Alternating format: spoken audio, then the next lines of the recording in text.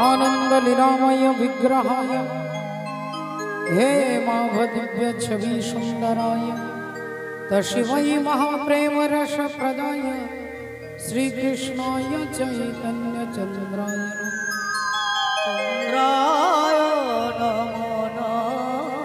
जनिताय जय राधे श्याम।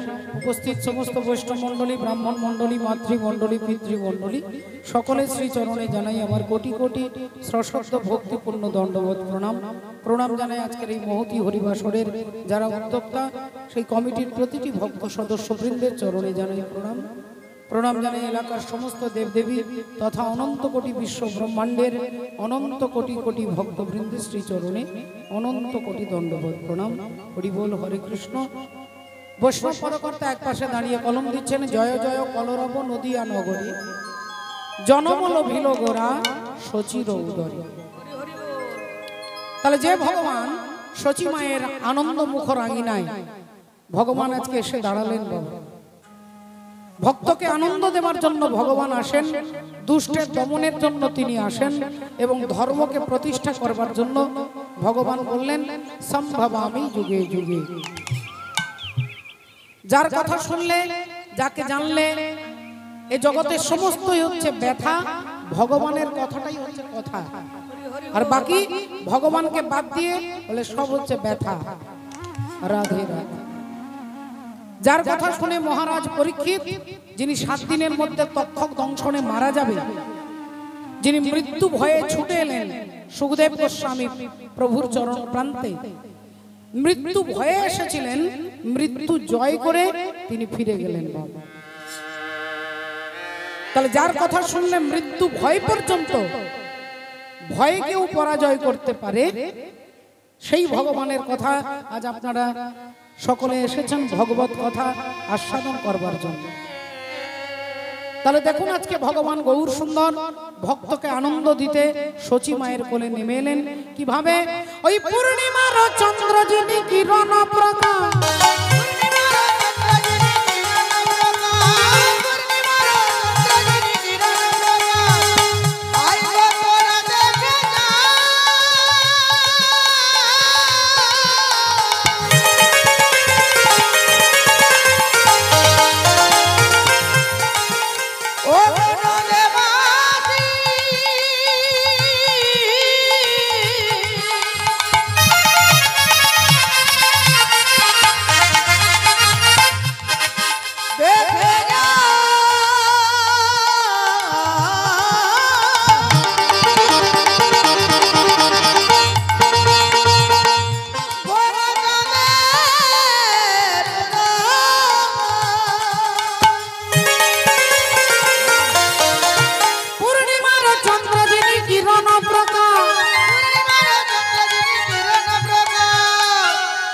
दूरे गेल अंधकार पाइया नैरा, दूरे गेल अंधकार पाइया नैरा, दूरे गेल अंधकार पाइया नैरा। अंधकार किसे जाबे बोले जेमन घरेर भेतरे अंधकार हये गेले একটা লম্ফ জেলে দিলে, একটা হেরাকিন জেলে দিলে, কারেন্ট থাকলে সুইচটাকে অন করে দিলে অন্ধকার সঙ্গে সঙ্গে চলে যাবে। কিন্তু আমার ভেতরে যে অজ্ঞান অন্ধকার, এই যে অজ্ঞান অন্ধকারে পরিপূর্ণ এই হৃদয়ে, বলে এই অজ্ঞানতা কিসে যাবে বলে অজ্ঞানতা যাবে যদি জ্ঞানের প্রদীপটা জ্বালিয়ে দেয়। জ্ঞানের প্রদীপটা জ্বালিয়ে দিলেই জীব তার নিজের পরিচয়টাকে জানতে পারবে। জীবের মূল পরিচয় কি? আমাদের সকলের পরিচয় জীব নিত্য কৃষ্ণ দাস, ইহা ভুলি গেলা আর তে কারণে মায়া পিশাচি গলায় বাঁধিলা। আমরা সবাই তার দাস, কিন্তু আমরা ভুলে যাই এর পেছনে কারণ হচ্ছে আমাদের অহংকার। আমাদের অহংকার, এই অহংকারের জন্য আমরা ভগবানকে ভুলে যাই বাবা। রাধে রাধে। ভগবান শ্রীকৃষ্ণচন্দ্র দুর্যোধনের কাছে গেলেন আর দুর্যোধনকে গিয়ে বললেন তোমার কাছে একটা শান্তির বার্তা নিয়ে এসেছি।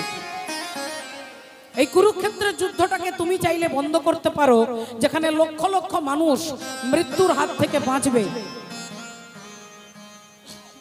তুমি পারবে এই যুদ্ধটাকে বন্ধ করতে। দুর্যোধন বললেন কি করে বন্ধ হবে? ভগবান বললেন ওই 5টা ভাইকে 5টা গ্রাম দান করে দাও, 5টা ভাইকে 5টা গ্রাম দান করে দাও। উত্তরটা কি দিয়েছিলেন দুর্যোধন আপনারা সকলে জানেন। দুর্যোধন বললেন বিনা যুদ্ধে ছুচাগ্রে যতটুকু মেদিনী সেইটুকু মেদিনী আমি বিনা যুদ্ধে দেব না। ভগবান আবার বললেন দুর্যোধন এটা কি তোমার উচিত, এটা কি তুমি উচিত কার্য করছো? 5টা ভাইকে 5টা গ্রাম দিতে পারবে না? দুর্যোধন বললেন আমি জানি এটা অন্যায়, কিন্তু আমার ভেতরে একজন বসে আছে যে অন্যায়টাকে মানছে কিন্তু অন্যায়কে পেরিয়ে যেতে পারছে না বাবা। সেটা কি? সেটা হচ্ছে ভগবান ওখানে দুর্যোধনকে বললেন না, কুরুক্ষেত্রের মাঠে দাঁড়িয়ে ভগবান অর্জুনকে বলছেন। অর্জুন জিজ্ঞাসা করছেন চঞ্চলহি মনকৃষ্ণ প্রমাথি বলবৎ দৃঢ়ং তস্যাহং নিগ্রহং মন্যে বায়োরিব সুদুষ্করম। এই মনটাকে কি করে কন্ট্রোল করব কৃষ্ণ? হাতের মুঠোতে যেমন বাতাসকে ধরা যায় না, তেমনি আমার চঞ্চল মনকে আমি কন্ট্রোল করতে পারছি না। এই তখন ভগবান উত্তর দিচ্ছেন যে পরিবর্তন করতে পারবে, মনকে স্থির করতে পারবে, তার জন্য দরকার অভ্যাস। উত্তরটা দুর্যোধনের পক্ষে হলো, উত্তরটা অর্জুনকেও দেওয়া হলো যে আমার ভেতরে যে স্বভাব, আমরা সবাই জানি যে কি হচ্ছে, কোনটা অন্যায় কোনটা ন্যায়, দেশে কি হচ্ছে, গ্রামে কি হচ্ছে, রাজ্যে কি হচ্ছে, আমরা সব জানি। কোনটা অন্যায় হচ্ছে সেটাও জানি, কিন্তু বিবেকের ভেতরে যে স্বভাব, এই স্বভাব আমাকে পরিবর্তন করতে দিচ্ছে না বাবা।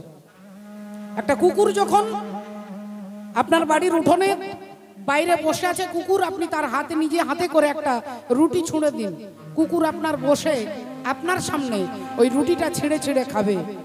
কিন্তু ওই কুকুরটাই যখন আপনার রান্নাঘর থেকে রুটি চুরি করে নিয়ে যাবে, তখন কিন্তু বারান্দায় বসে খাবে না, তখন 3টে 4টে ঘর পেরিয়ে পাশের গলিতে গিয়ে সে রুটি ছিঁড়ে খাবে। কেন? আপনি যখন রুটি দিলেন তখন সে আপনার কাছে খেলো, কিন্তু সে যখন চুরি করে নিয়ে গেল সেও জানে যেটা অন্যায়ভাবে, এটা অন্যায়ভাবে আমি রোজগার করেছি, চুরি করেছি, তাই তারও ভেতরে বিবেক আছে। আমার কথা আজকে শুনলেন, একদিন পরীক্ষা করে দেখবেন, সে যখন নিজে চুরি করে খাবে সে আড়ালে গিয়ে খাবে, কারণ এটা বেঈমানির খাওয়া। আর আপনি যখন দেবেন তখন সে সততার সঙ্গে লেজ নেড়ে আপনাকে ধন্যবাদ জানিয়ে রুটি আপনার সামনে খাবে। বাবা ঠাকুর এই যে বিবেক, এই বিবেককে জাগ্রত করারই নাম হচ্ছে চৈতন্য। এই বিবেককে জাগ্রত করা, আমার চেতনা চৈতন্য করে দে মা চৈতন্যময়ী, আমার চেতনা চৈতন্য করে। এই চেতনা যেদিন চৈতন্যে পরিণত হবে সেদিন আমরা আমাদের স্বরূপটাকে বুঝতে পারবো যে আমরা কেউ মালিক নই, আমরা কেউ নেতা মন্ত্রী অমুক বাবু তুসুক বাবু নই, আমরা হলাম সবাই ভগবানের দাস। আর এটাই জানানোর জন্য চৈতন্য ভগবান আসছেন, জীবের ভেতরে চৈতন্য সত্তাকে জাগাতে, জাগানোর জন্য। রাধে রাধে। কিভাবে জাগবে? বলে একমাত্র জাগবে, অন্য কোনো পদ্ধতি নেই, কোনো মেশিন নেই, কোনো ইঞ্জেকশন নেই, কোনো ট্যাবলেট নেই, কোনো ডাক্তার নেই। বললেন একমাত্র হরিনাম, হরের নাম হরের নাম হরের নামৈব কেবলম কলো নাস্তেব নাস্তেব নাস্তেব গতির। রাধে রাধে। ভক্তমণ্ডলী, ভক্তিমতী মায়েরা, 18 দিনের কুরুক্ষেত্রের যুদ্ধ শেষ হয়ে গেছে। মা গান্ধারী মনে মনে চিন্তা করছে, একটা নয়, দুটো নয়, 5টা নয়, 10টা নয়, আমার 100টা ছেলে যুদ্ধ করতে গেছে, এতে একটাও ছেলে বাড়ি ফিরে আসছে না কেন? আমার ছেলেরা তো কেউ দুর্বল নয়, আমার ছেলেরা তো কেউ কাপুরুষ নয়, আমার ছেলেরা তো কেউ ভীরু নয়, তাহলে একটাও ছেলে আমার ফিরে আসছে না কেন? কেন আমার ঘরে ফিরে আসছে না? মা গান্ধারী কাঁদতে কাঁদতে ছুটতে ছুটতে কুরুক্ষেত্রের মাঠে প্রবেশ করেছে, আর আমি দেখেই চমকে উঠেছে। লক্ষ লক্ষ মানুষ মরে পড়ে আছে, কারো একটা হাত নেই, কারো পা নেই, কারো নাড়ি ভুড়ি বেরিয়ে গেছে। আর এই ভয়ঙ্কর দৃশ্য দেখে মা ভয়ে দুর্যোধন দুঃশাসন বলে চিৎকার করছে, ওরে দুর্যোধন, ওরে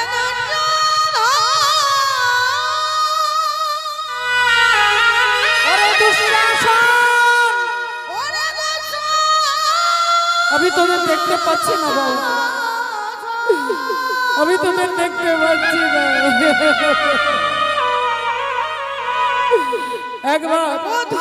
একবার আমার কাছে আয় বাবা, একবার আমার কাছে আয়, এসে আমার গলাটা জড়িয়ে ধরে আমাকে মা মা বলে ডাক। একবার আমার কাছে আয়, আমার চোখের সামনে আয়, আমি তোকে দেখতে চাই। মা গান্ধারী কাঁদতে কাঁদতে দেখতে পেলেন, ছুটতে ছুটতে দেখছে প্রিয় পুত্র দুর্যোধন মরে পড়ে আছে। আর ওই মরা ছেলেটাকে দেখেই পাগলিনী গান্ধারী ছুটে গিয়ে মৃত পুত্রকে কোলে তুলে নিয়ে বারবার বলছে, একবার কথা বল, একবার কথা বল, একবার মা বলে ডাক। এই তাপিত পরাণ শীতল কর বাবা, একবার মা বলে ডাক, ওরে দুর্যোধন। মরা ছেলেটাকে কোলে নিয়ে গান্ধারী কাঁদছেন। হঠাৎ শুনতে পাচ্ছেন তার পেছনে কে যেন দাঁড়িয়ে খিলখিল করে হাসছে। গান্ধারী মনে মনে চিন্তা করছে, একটা নয়, দুটো নয়, 20টা নয়, 50টা নয়, আমার 100টা ছেলে মারা গেছে। সেই শতপুত্র বিরহ যন্ত্রণায় আমি কাঁদছি, আর আমার পেছনে দাঁড়িয়ে তুমি হাসছো। তুমি নিশ্চয়ই কোনো নিষ্ঠুর, তুমি নির্মম, তুমি পাষাণ। তুমি কে? তুমি? আমি তোমায় দেখতে চাই, তুমি কে? যদি তোমার সাহস থাকে আমার সামনে এসে দাঁড়াও, আমি তোমাকে একবার অবলোকন করতে চাই, দেখতে চাই। অমনি কে যেন পেছন থেকে বলে উঠলো, মা, আমাকে দেখবার জন্য তোমাকে ঘাড় ঘুরিয়ে দেখতে হবে না, ঘাড় ঘুরিয়ে দেখার দরকার নেই মা। আমি তোমার সামনে আছি, আমি তোমার পেছনে আছি, আমি তোমার ডাইনে আছি, আমি তোমার বামে আছি, আমি পূর্বে আছি, আমি পশ্চিমে আছি, আমি উত্তরে আছি, আমি দক্ষিণে আছি, আমি ঈশানে আছি, আমি নৈঋতে আছি, আমি অগ্নিতে আছি, আমি বায়ুতে আছি, আমি ঊর্ধ্বে আছি, আমি অধে আছি। তুমি যেদিকে তাকাবে আমি সেখানেই আছি। কিন্তু আমাকে দেখতে গেলে এরকম বড় বড় হ্যালোজিন জ্বেলে দিলে দেখা যাবে। এই হ্যালোজিনের আলোতে আমাকে দেখা যায় না, টিউবলাইটের আলোতে দেখা যাবে না, সূর্যের আলোতে দেখা যাবে না। ন তদ্ভয়তে সূর্য ন শশাঙ্ক ন পাবক যদ গত্মান নিবরতন্তে তদ্ধামং পরমং। আমাকে দেখতে গেলে যে আলোটার দরকার তার নাম হচ্ছে দিব্য জ্ঞান। আর সেই দিব্য জ্ঞান আমি ভিন্ন জগতে কেউ দিতে পারবে না মা। তুমি আমায় দেখবে মা, এই দেখো আমি কে, তোমার খুব কাছে দাঁড়িয়ে আছি। আর অমনি গান্ধারী তাকিয়ে দেখছে, দেখে ভগবান কৃষ্ণ দাঁড়ায়ে আছে, দেখে ভগবান কৃষ্ণ দাঁড়ায়ে আছে, দেখে ভগবান কৃষ্ণ দাঁড়ায়ে আছে, দেখে ভগবান কৃষ্ণ দাঁড়ায়ে আছে। ও যে গান্ধারী চোখের কাছে, ভগবান কৃষ্ণ দাঁড়ায়ে আছে, গান্ধারী চোখের কাছে ভগবান কৃষ্ণ দাঁড়ায়ে আছে, গান্ধারী চোখের কাছে ভগবান কৃষ্ণ দাঁড়ায়ে আছে, গান্ধারী চোখের কাছে দেখে ভগবান কৃষ্ণ দাঁড়ায়ে আছে, গান্ধারী চোখের কাছে ভগবান কৃষ্ণ দাঁড়ায়ে আছে, গান্ধারী চোখের কাছে ভগবান কৃষ্ণ দাঁড়ায়ে আছে, গান্ধারী চোখের কাছে ভগবান কৃষ্ণ দাঁড়ায়ে আছে, গান্ধারী চোখের কাছে দেখে ভগবান কৃষ্ণ দাঁড়ায়ে আছে। যোগী যারে যোগে পায় না, ঋষি যারে ধ্যানে পায় না, সেই পরব্রহ্ম পরমাত্মা অনাদির আদি অকরণ করুণা বরুণালয় পরমাত্মা ভগবান হরি দাঁড়িয়ে আছেন। আর সেই ভগবানকে দেখার সঙ্গে সঙ্গে গান্ধারী কাঁপতে কাঁপতে তার আঙুলটা তুলে বলে উঠল, তুমি সেই কৃষ্ণ। তুমি সেই কৃষ্ণ যে আমার বংশে বাতি দিতে কাউকে রাখলে না। তুমি সেই কৃষ্ণ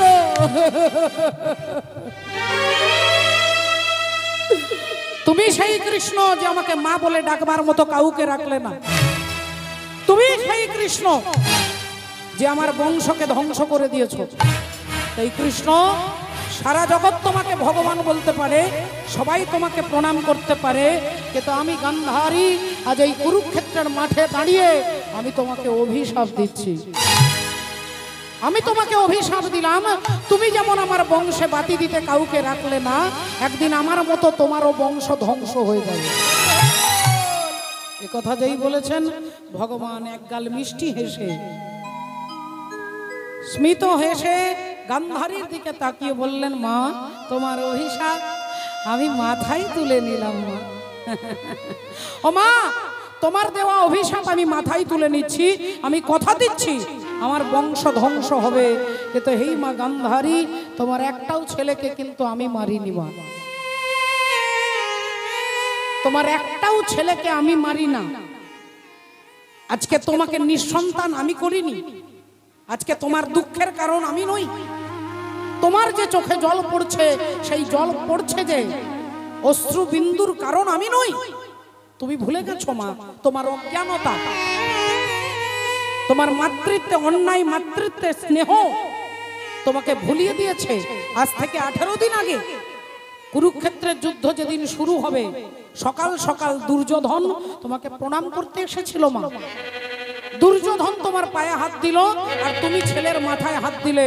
দুর্যোধন বলল, মাগো আমি যুদ্ধ করতে যাব, কুরুক্ষেত্রের যুদ্ধে যাব। মা তুমি আমায় আশীর্বাদ করো, আমি যেন যুদ্ধে জয়লাভ করতে পারি। সেদিন তুমি গান্ধারী তাড়াতাড়ি মাথা থেকে হাতটা সরিয়ে নিয়ে বললে, বাবা দুর্যোধন, যে যুদ্ধ করতে তুই যাচ্ছিস, এটা যদি কার্গিলের যুদ্ধ হতো, এটা যদি পানিপথের যুদ্ধ হতো, আমি তোকে আশীর্বাদ করতাম বাবা, কিন্তু যে যুদ্ধে তুই যাচ্ছিস, এই যুদ্ধের নাম হচ্ছে ধর্মযুদ্ধ। ধর্মক্ষেত্রে কুরুক্ষেত্রে সমাবেতা যুযুৎসব মামকা পাণ্ডবশ্চৈব কিম কুর্বত সঞ্জয়। এই যুদ্ধের নাম হচ্ছে ধর্মযুদ্ধ। আর এই ধর্মযুদ্ধে তুই হারবি না তুই জিতবি আমি বলতে পারবো না বাবা। আমার পক্ষে সম্ভব নয় যে তুই হেরে যাবি না তুই জিতে যাবি, আমি বলতে পারবো না। তবে হ্যাঁ, আমি তোর মা, তুই আমার ছেলে, তুই আমার কাছে আশীর্বাদ চাইছিস, এই তোর মাথায় হাত রেখে আশীর্বাদ করে বলছি, ধর্মপক্ষের হবে জয়, যে পক্ষে শ্রীকৃষ্ণ রয়। ধর্মপক্ষের হবে জয়, যে পক্ষে শ্রীকৃষ্ণ রয়। এটা 18 দিন আগে তুমি তোমার ছেলেকে বললে, আর আজকে কুরুক্ষেত্রের মাঠে দাঁড়িয়ে আমাকে অভিশাপ দিচ্ছ। রাধে রাধে। তাহলে আগে জানতে হবে যে ধর্মপক্ষের হবে জয়, ধর্মের জয় হবে। ধর্ম, ধর্ম, ধর্ম, মকে ধরতে বলছে। ম মানে মন, ম মানে মন্দির, ম দিয়ে মদন মোহন, ম দিয়ে মুরলীধর, যে কোনো একটা মকে ধরতে বলছে। ধর্ম। আমরা কলির জীব, আমরা অ্যাডভান্স জীব, আমরা এখন ঝকঝকে এই যুগের মানুষ। বললেন আমরা ম মানে মন্দির, ম দিয়ে মদন মোহন, ম দিয়ে মন। বললাম ম দিয়ে মোবাইল, একটা 3 বছরের ছেলে মোবাইল ধরতে জানে। তারপরে ম দিয়ে হরিবল বলে মদের বোতল, সেটাও ম। তারপরে মোটর সাইকেল বলে, সেটাও ম। এই 3টে মকে যদি ধরি, বলে 4 নাম্বার ম আপনার কাছে এসে ধরা দেবে, সেটা হচ্ছে মৃত্যু। ভগবান বললেন আগে ধর্ম। অর্জুন, আগে ধর্মকে চিনতে হবে। কি ধর্ম? অর্জুন বললেন কাকে বলে ধর্ম? ভগবান বলে আগে ধর্ম রে, পরে ধর্ম রে।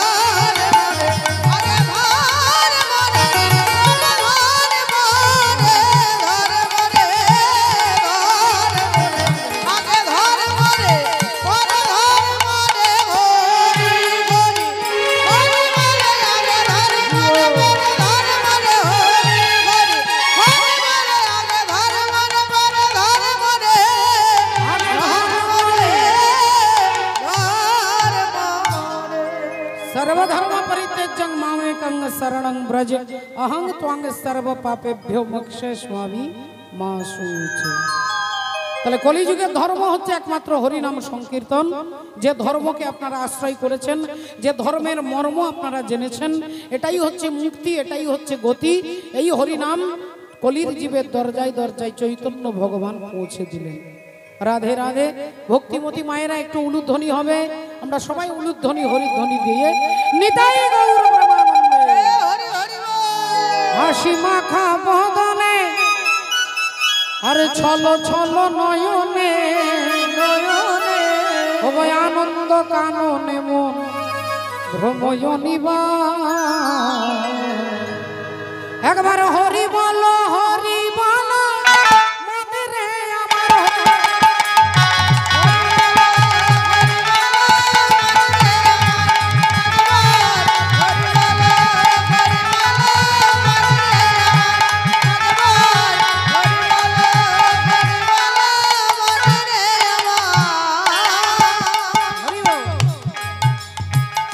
হাসি মাখা বদনে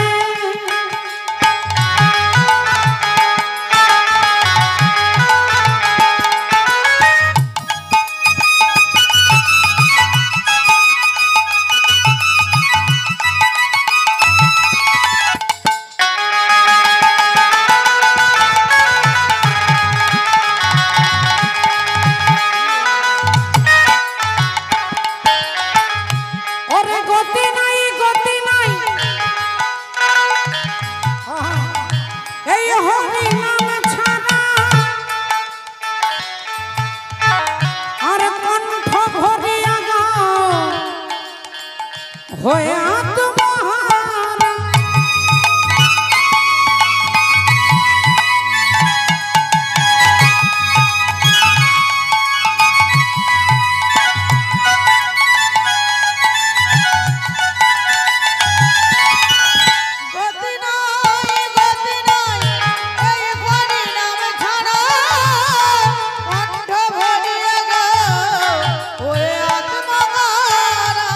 বলি ওই দেখো শ্মশানে কিবা রাত্রি দিনে ওই দেখো শ্মশানে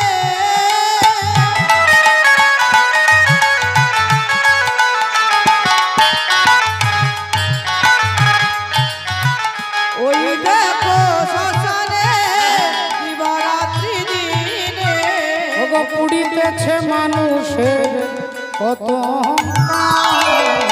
হরি বলো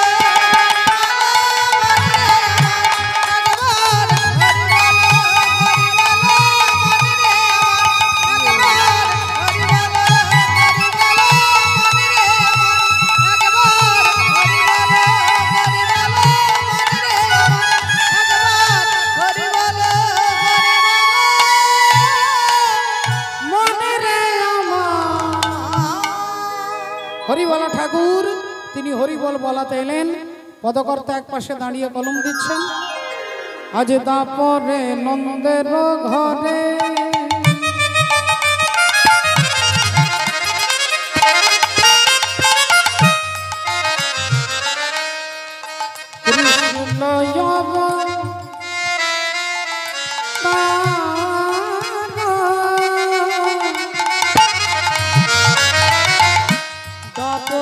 নন্দের ঘরে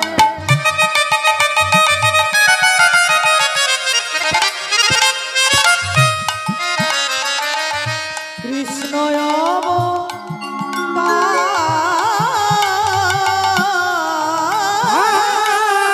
আপনি করিলা প্রভু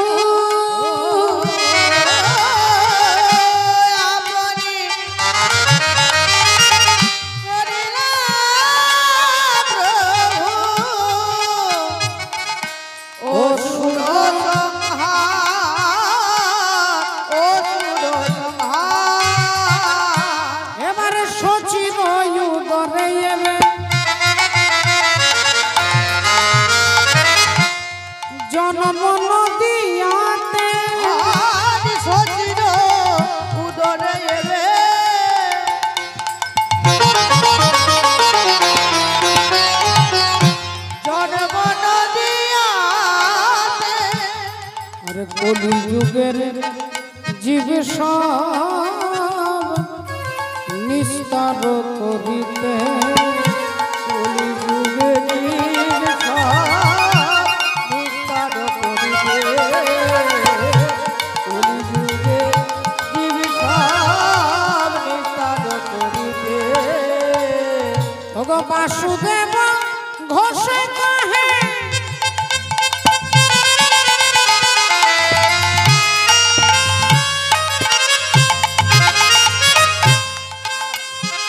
আজ মনে করে আশা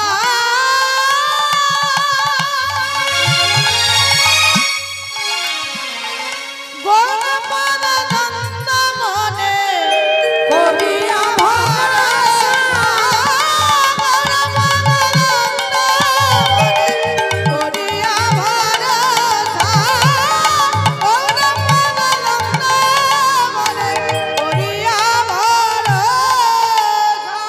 আজ করিয়া ভর করিয়া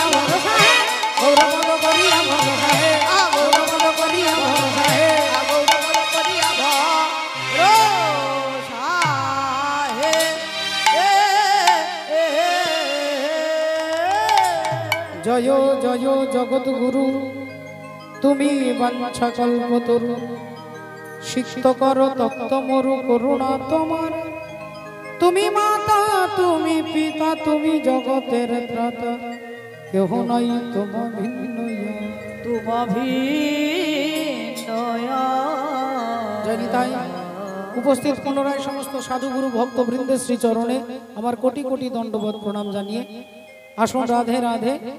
যেমন দুর্যোধন তার অহংকার বুঝতে পারলেন না, বিনাশ সূচনা হয়ে গেল। যেমন কংস তার অহংকারকে ভুলতে পারলেন না, তাই তার বিনাশ যেমন অবশ্যম্ভাবী হলো। ফলে রাবণ রাজা ফলে তিনিও তার অহংকারকে ভুলতে পারলেন না, ফলে মাটির সঙ্গে মিশে অহংকার যখনই হয় জীব তার সমস্ত সত্তা মাটির সঙ্গে ধুলোই মিশে যায়। তাই অহংকারই হচ্ছে বিনাশের মূল কারণ। জাতিবিদ্যা মহত্তঞ্চ রূপ যৌবনমে ভজ যত্নেতু পরিবর্জয়েতে পঞ্চভক্তি কণ্টকা। আমরা যার মধ্য থেকে জানবো, শুনবো আর সাধন করব, তার কথা শুনবো, এটি ভজনের মধ্য দিয়ে আমরা ভজন রাজ্যে যাব। একবার সবাই মিলে বলবো, বলো ভগবান কৃষ্ণচন্দ্র কি জয়, বলো রাধা রানী কি জয়, बोलिए भागवत महापुराण की जय। निताई गौर सीतानाथ प्रेमानंद। प्रेमानंद हरि बोल हरि बोल हरि हरि बोल। जय राधे। रंग दे चुनरिया रंग दे चुनरिया रंग दे चुनरिया और रंग दे रंग दे रंग दे रंग दे रंग दे रंग दे रंग दे रंग दे और रंग दे चुनरिया।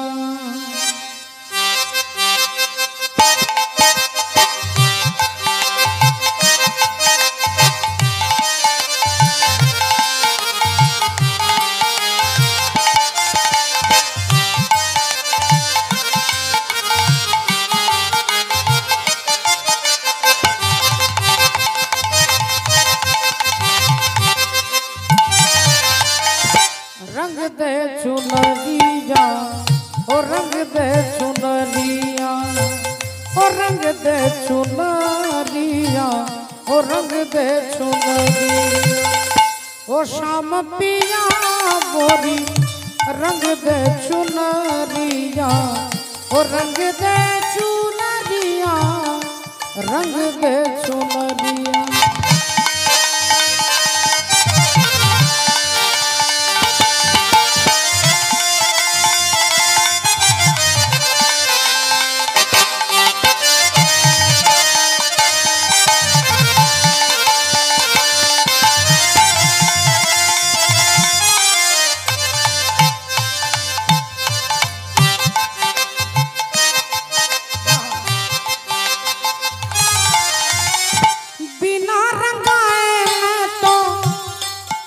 नहीं जाऊंगी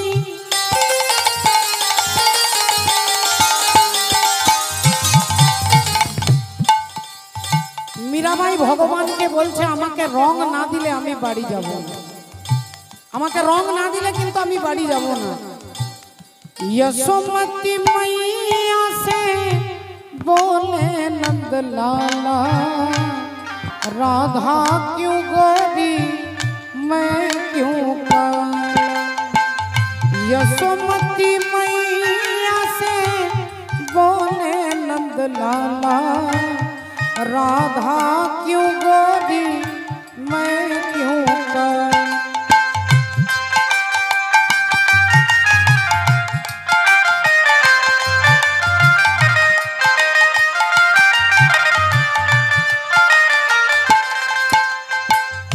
बोली मुस्काती मैया सुन मेरे प्यारे, बोली मुस्काती मैया सुन मेरे प्यारे, करी आधी आधी आधी रात को तू आए, काली नैनो वाली ने यूं हो, काली नैनो वाली ने यूं ऐसा जादू डाला इसलिए काला। यशोमती मैया से बोले नंद लाला राधा क्यों गोरी मैं क्यों काला।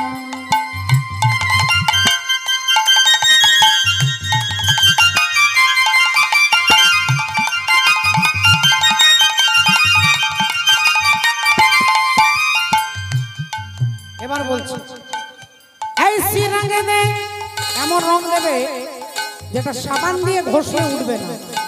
ऐसी रंग दे के रंग नहीं छूटे, जल से पतला कौन है कौन भूमि से भारी, और कौन अगन से तेज है कौन काजल से कारी। জলের থেকে পাতলা কি, মাটির থেকে ভারী কি, আগুনের থেকে তাপ কি, আর কাজলের থেকে কালো কি? উত্তর দিচ্ছেন মীরাবাই। জল সে পতলা পতলা পতলা পতলা,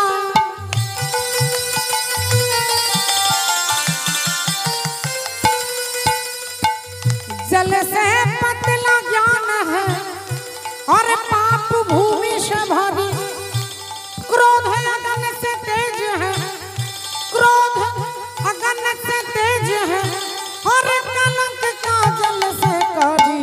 रंग दे चुनरिया ओ रंग दे चुनरिया ओ रंग दे चुनरिया ओ रंग दे चुनरिया ओ रंग दे चुनरिया ओ रंग दे चुनरिया, रंग दे चुनरिया ओ रंग दे चुनरिया ओ रंग दे चुनरिया, रंग दे चुनरिया। श्री गुरु निताई गौर सीतानाथ ब्रह्मानंदे।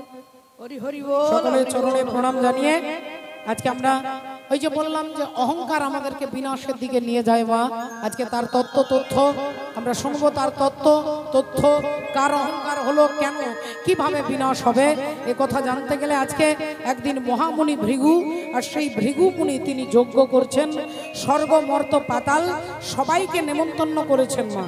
জাতিতে ব্রাহ্মণ, ভৃগু মুনি, মুনিদের মধ্যে তিনি শ্রেষ্ঠ।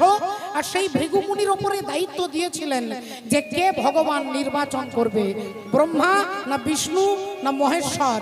সেই মহামুনি ভৃগু যিনি ভগবানকে প্রতিষ্ঠা করেছিলেন, আজকে সেই ভৃগু মুনি যজ্ঞ করছেন, স্বর্গমর্ত পাতাল সবাই অনুষ্ঠানে এসেছে।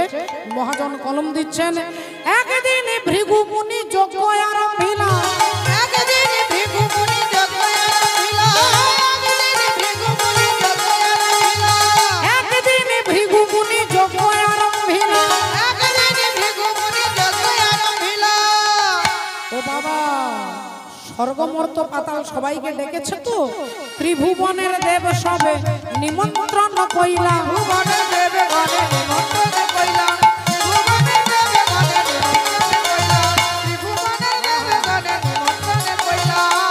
এখন এরকম জায়গা আসন দেওয়া আছে, যে যার জায়গায় নীরবতা পালন করে সমস্ত দেবী দেবতা ব্রাহ্মণ ভক্ত সাধু সবাই নিজের নিজের চেয়ারে বসেছেন। এখন অপেক্ষা করছে একজন ব্যক্তির আগমনের জন্য। তিনি না এলে এই যজ্ঞ হবে না, অর্থাৎ আহুতি দেওয়া যাবে না। তিনি হচ্ছেন সেই যজ্ঞের প্রধান অতিথি। রাধে রাধে। তিনি কে? তিনি হচ্ছেন প্রজাপতি দক্ষ রাজা। আর সেই দক্ষ রাজার আসতে একটু দেরি হচ্ছে। হেন কালে আইলেন দক্ষ প্রজাপতি, হেন কালে আইলেন দক্ষ প্রজাপতি, হেন কালে আইলেন দক্ষ প্রজাপতি। ভক্তিমতী মায়েরা, প্রজাপতি দক্ষ রাজা, প্রজাপতি তার নাম দক্ষ রাজা, তার আগে একটা টাইটেল আছে, সেটা হচ্ছে প্রজাপতি। প্রধানমন্ত্রী, রাষ্ট্রপতি, মুখ্যমন্ত্রী যেমন আলাদা তাদের ব্যক্তিগত নাম থাকে, প্রধানমন্ত্রীর নাম শ্রদ্ধেয় নরেন্দ্র মোদী, রাষ্ট্রপতির নাম শ্রদ্ধেয়া দ্রৌপদী মুর্মু, তেমনি প্রজাপতি তিনি কে না, তিনি হচ্ছেন দক্ষ রাজা। হেন কালে আইলেন দক্ষ প্রজাপতি, হেন কালে আইলেন দক্ষ প্রজাপতি, তাহারে দেখিয়া সবে করে তাহারে দেখিয়া সবে করে তাহারে দেখিয়া সবে করে প্রণতি। আর যেই দক্ষ রাজা আসছে, যত অতিথি ছিলেন ওই যজ্ঞের অনুষ্ঠানে সবাই নিজের নিজের চেয়ার ছেড়ে উঠে দাঁড়িয়েছেন। সবাই উঠে দাঁড়িয়ে হাত জোড় করে প্রজাপতি দক্ষ রাজাকে নমস্কার জানাচ্ছেন। কেউ মাথা নিচু করছেন, কেউ হাত জোড় করে মাথা নিচু করছেন, কেউ প্রণাম করছেন, কেউ নমস্কার করছেন, সবাই নিজের নিজের চেয়ার ছেড়ে উঠে দাঁড়িয়েছেন। আর দক্ষ প্রজাপতির ওটাই হচ্ছে আনন্দ, আমাকে দেখে সবাই উঠে দাঁড়িয়েছে, আমাকে দেখে সবাই নমস্কার করছে, আমাকে দেখে সবাই মাথা নিচু করছে। কিন্তু সবাই তো করলো, একবার দেখে নি কে আমাকে দেখে উঠে দাঁড়াচ্ছে না, তারপরে মজাটা দেখাবো। এই দক্ষ প্রজাপতি চারিদিকে গোল গোল করে ঘুরে দেখতে পেলেন বাঁ দিকের তিনটে চেয়ারে তিনজন বসে আছে, তারা উঠছেও না, হাত জোড়ও করছে না, নমস্কারও করছে না, মাথা নিচুও করছে না। এই প্রজাপতি দক্ষ রাজার মেজাজ গরম হয়ে গেল। কে ওখানে? আমাকে দেখে উঠে দাঁড়াচ্ছ না, আমাকে দেখে নমস্কার করছে না, ওখানে কে? আগে ভালো করে দেখে নি সেই তিনজন ব্যক্তিকে, তারপরে 12টা বাজিয়ে ছাড়বো। এই দক্ষ প্রজাপতি ভালো করে দেখতে গেলেন, আর দেখলেন প্রথম চেয়ারেই বসে আছে আমার বাবা ব্রহ্মা। আমার বাবা বসে আছে গো। আমার বাবা তো আর আমাকে দেখে নমস্কার করবে না, আমার বাবা তো আর আমাকে দেখে প্রণাম করবে না। তাহলে বাবা বসে আছে, বেশ করেছে, ভালো করেছে। আচ্ছা, বাবার পাশে যিনি আছে তার তো উঠে দাঁড়ানো উচিত ছিল, তাহলে তিনি কে একবার ভালো করে দেখি। আর যেই দেখতে গেলেন, দেখলেন আমার বাবারও বাবা বসে আছে। আমার বাবার যিনি বাবা তিনি হচ্ছেন ভগবান বিষ্ণু, কারণ বিষ্ণুর নাভি থেকে ব্রহ্মা সৃষ্টি হয়েছে। তাহলে সম্পর্কে আমার দাদু, তাহলে আমার দাদু বসে আছে, বেশ করেছে, ভালো করেছে। আচ্ছা, দাদুর পাশের চেয়ারে যিনি আছে তিনি এমন কি ব্যক্তি একবার দেখি। আর যেই দেখতে গেলেন, অমনি মুখ দিয়ে বেরিয়ে গেল গালিগালাজ, অভদ্র, অসভ্য, ইতর, ছোট লোক, বাঁদরের মতো চোখ, শ্মশানে মশানে ঘুরে বেড়ায়, ভূত প্রেতের সঙ্গ করে, সারাদিন বম বম বলে চিৎকার করে, কাপড় জামা পরে না, ছাই ভস্য মেখে ঘুরে বেড়ায়। কথাটা কাকে বলছে মা? আপনারা সকলে বুঝতে পেরে গেছেন, বাবা ভোলেনাথকে। আর যেই ভোলেনাথকে কথা বলেছেন, অমনি ভোলেনাথ রাধে রাধে, ভোলেনাথ আনন্দে হাসছে, এই কান দিয়ে শুনছেন আর এই কান দিয়ে বার করে দিচ্ছেন। তাকে বলছে অভদ্র, যিনি হচ্ছেন কীর্তন সম্রাট, তত্ত্বের সম্রাট। রাধে রাধে। তত্ত্ব সম্রাট এ জগতে আর কেউ নয় বাবা, কোন কীর্তনিয়া নয়, তত্ত্বের সম্রাট। কোন কীর্তনিয়া সম্রাট হতে পারেন না। তত্ত্বের সম্রাট একমাত্র সুখদেব গোস্বামী, যিনি মাতৃগর্ভ থেকে জন্ম নেওয়ার সাথে সাথে সংসার ছেড়ে দিয়ে চলে যাচ্ছেন। মায়ের সঙ্গে ছেলের যে নারীর যোগাযোগ থাকে, সেই নারীটা পর্যন্ত ছেদন করার সময় নেই, নারীটাকে ছেদন করার সময় নেই। যা জন্ম হলো নারীটা ধরে সোজা ঘর থেকে বেরিয়ে চলে যাচ্ছে। তিনি হচ্ছেন তত্ত্ব সম্রাট। তত্ত্ব সম্রাট একমাত্র বাবা ভোলেনাথ, যার সমস্ত দেবতাদের দামি দামি ঘর আছে, কিন্তু ভোলেনাথ থাকেন শ্মশানে। অন্যান্য দেবতারা সবাই গয়না পরে, কিন্তু বাবা ভোলেনাথ কি পরে না? সাপের গয়না পরে, কারণ তিনি তত্ত্ব সম্রাট। রাধে রাধে। শ্রদ্ধেয় বাবা ঠাকুর, ভক্তিমতী মায়েরা, আসুন আজকে দেখুন কি হলো। সেই ভোলেনাথকে বলছে মূর্খ, তাকে বলছে গাধা, তাকে বলছে অভদ্র। ভোলেনাথ এই কান দিয়ে শুনছেন আর এই কান দিয়ে বার করে দিচ্ছে। কিন্তু ভোলেনাথ বার করে দিলে হবে কি? বাবা ভোলেনাথের যারা ভক্ত তারা রেগে গেলেন দক্ষ রাজার উপরে। কি বলছেন আপনি? আপনার সাহস তো মন্দ নয়, আপনি আমাদের মালিককে বলছেন অভদ্র, যার থেকে ভদ্র ভদ্রতা সবাই শেখে। আপনি আমাদের মালিককে বলছেন মূর্খ, যিনি হচ্ছেন তত্ত্বের সম্রাট, সর্বমর্ত পাতাল যাকে ত্রিপুরারি বলে, আপনি তাকে বলছেন মূর্খ। আপনার সাহস দেখে আমরা অবাক হয়ে যাচ্ছি। এ কথা যেই বলেছে, অমনি ভৃগু মুনি সামনে দাঁড়িয়ে বলে উঠলেন, একবারে চিৎকার করবে না, চিৎকার করবে না। শ্বশুর মশাই হচ্ছে দক্ষ রাজা আর জামাই হচ্ছে শিব ঠাকুর। দক্ষ রাজার মেয়েকে শিব ঠাকুর বিয়ে করেছিলেন। তাহলে শ্বশুর আর জামাইয়ের মধ্যে কথা হচ্ছে, মাঝখানে তোমরা নাক গলাচ্ছ কেন? মাঝখানে কেন তোমরা কেন নাক গলাচ্ছ? আমি ভৃগুমুনি ব্রাহ্মণ, এই যজ্ঞ সূত্র, এই পৈতেটা হাতে নিয়ে তোমাদেরকে অভিশাপ দিচ্ছি, তোমরা শিব ভক্তগণ সব পাষণ্ডী হয়ে যাবে, শিবগণ সব পাষণ্ডী হয়ে যাবে। যেই বলেছে উনি শিব ভক্তরা বলে উঠলেন, আচ্ছা আপনি ব্রাহ্মণ বলে আপনি আমাদের যখন তখন অভিশাপ দেবেন, তাহলে আমরাও তো ছেড়ে দেব না, আমরাও আপনাকে অভিশাপ দিচ্ছি, আজ থেকে ব্রাহ্মণ হবে লক্ষ টাকার ভিখারি, আজ থেকে ব্রাহ্মণ লক্ষ টাকার ভিখারি হবে।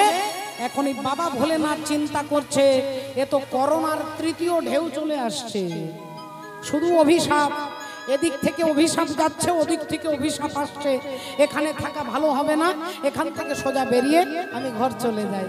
দেখুন তিনি আনন্দে, রাধে রাধে, আনন্দে কীর্তন করতে করতে বাড়ি যাচ্ছে, অথচ তাকেই বলছে মূর্খ, তাকেই বলছে গাধা। কেন বলে? তার কাছে মান আর অপমান এ দুটোই নেই বাবা। যার জ্বর আছে তার ঠান্ডা লাগবে, যার জ্বর নেই বলে তার ঠান্ডাও লাগবে না। তাহলে জ্বর আছে ঠান্ডা লাগবে, জ্বর হয়েছে গায়ে চাদর দিয়েছে, ডাক্তার বাবু ঠান্ডার ওষুধ দেবে না, ডাক্তার বাবু জ্বরের ওষুধ দেবে, কারণ জ্বরটা চলে গেলে ঠান্ডা চলে যাবে। তাহলে যার ভেতরে অহংকার আছে তার ভেতরে অভিমান থাকবে, অহংকার আছে অভিমান আছে, অহংকার নেই অভিমান নেই। বাবা ভোলেনাথের না আছে অহংকার, তাই না আছে অভিমান। তিনি একান দিয়ে শুনে একান দিয়ে বার করে দিয়ে আনন্দে কীর্তন করতে করতে বাড়ি যাচ্ছেন, আনন্দে বাড়ি যাচ্ছেন। तेरे मर्जी का ओ तेरे मर्जी का मैं हूँ गुलाम, ओ मेरे अलबेले राम, तेरे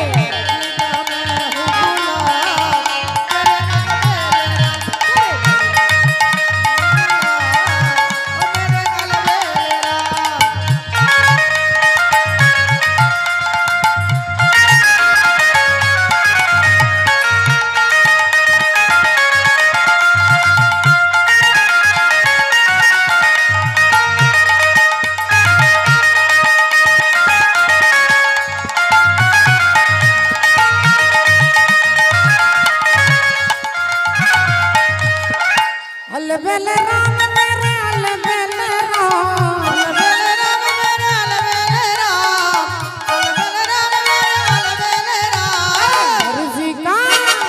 मर्जी का मैं हूँ गुलाम, ओ मेरे अलबेले राम, मर्जी का मैं हूँ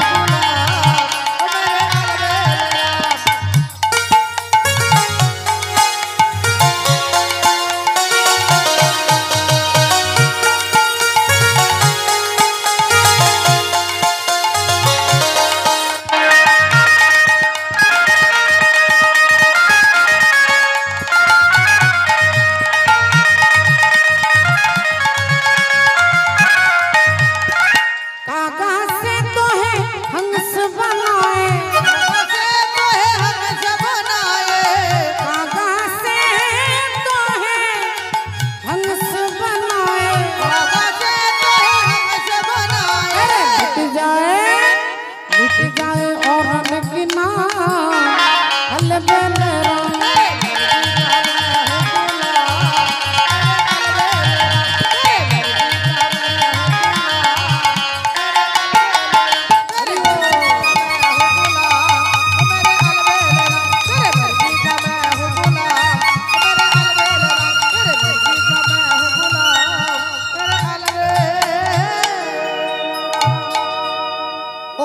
যজ্ঞ ছেড়ে অনুষ্ঠান ছেড়ে বাবা ভোলেনাথ বাড়িতে এসেছে, আর বাড়িতে এসেই তার মনে হলো আরে আজকে একটা তো নেমন্তন্ন আছে, কীর্তন শোনার নেমন্তন্ন। নেমন্তন্ন করে পাঠিয়েছেন কে না মহামুনি অগস্ত্য। তাহলে অগস্ত্য ঋষির আশ্রমে আজকে সারা রাত্রি রামায়ণ গান হবে, আমাকে তো যেতে হবে রামের কথা শুনতে। তাহলে আমি এক্ষুনি বেরিয়ে যাই, আর রামায়ণ শুরু হয়ে গেলে তো আমি যাব না, আগে থেকে গিয়েই বসবো। এই ভোলেনাথ তাড়াতাড়ি ঘর থেকে বেরিয়ে যাচ্ছে, আর অমনি মা সতী সামনে দাঁড়িয়ে বলছে, বলি আমিও তোমার সঙ্গে যাব, আমিও তোমার সঙ্গে যাব, আমিও তোমার সঙ্গে যাব। ও স্বামী ও গো আমিও তোমার সঙ্গে যাব, আমিও তোমার সঙ্গে যাব। এই দাঁড়াও, আমি কোথায় যাচ্ছি তুমি জানো? আমার সঙ্গে যে তুমি যাবে, আমি কোথায় যাচ্ছি মা সতী বললেন আপনি তো দুটোই জায়গা যান, এক হচ্ছে হরি নামে যান আর এক হচ্ছে শ্মশানে যান। আমার মনে হচ্ছে এখন আপনি কীর্তন শুনতে যাচ্ছেন। আমি আপনার সঙ্গে কিন্তু যাব, আজকে ছাড়বো না। আমি তোমার সাথে হরি নাম শুনিব, আমিও তোমার সঙ্গে যাব, তোমার সাথে হরি নাম শুনিব, আমিও তোমার সঙ্গে যাব। আচ্ছা আচ্ছা আচ্ছা আচ্ছা আচ্ছা আচ্ছা আচ্ছা, ঠিক আছে ঠিক আছে ঠিক আছে, তুমি আমার সঙ্গে কীর্তন শুনতে যাবে, তা সারা রাত্রি শুনতে পারবে তো? বলে হ্যাঁ স্বামী, আপনি যেমন শুনবেন আমিও তেমন শুনবো, সারা রাত্রি শুনবো। এই দুজনে স্বামী স্ত্রী ষাঁড়ের পিঠে চেপে আর কৈলাস থেকে মহারাষ্ট্র কীর্তন শুনতে যাচ্ছেন। সারা রাত্রি অগস্ত্য ঋষির আশ্রমে হরি কথা শুনে সকালবেলায় আবার স্বামী স্ত্রী ফিরে আসছে কৈলাসে। যেভাবে গিয়েছিলেন সেইভাবেই দুজনে ফিরে আসছে। এমন সময়ে মা সতী শিব ঠাকুরের কাঁধে হাত দিয়েছে আর চিৎকার করছে, স্বামী দেখুন দেখুন দেখুন। বাবা ভোলেনাথ চারিদিকে তাকাচ্ছেন, না না না না না, সামনে পেছনে ডাইনে বামে নয়, নিচের দিকে তাকিয়ে দেখুন।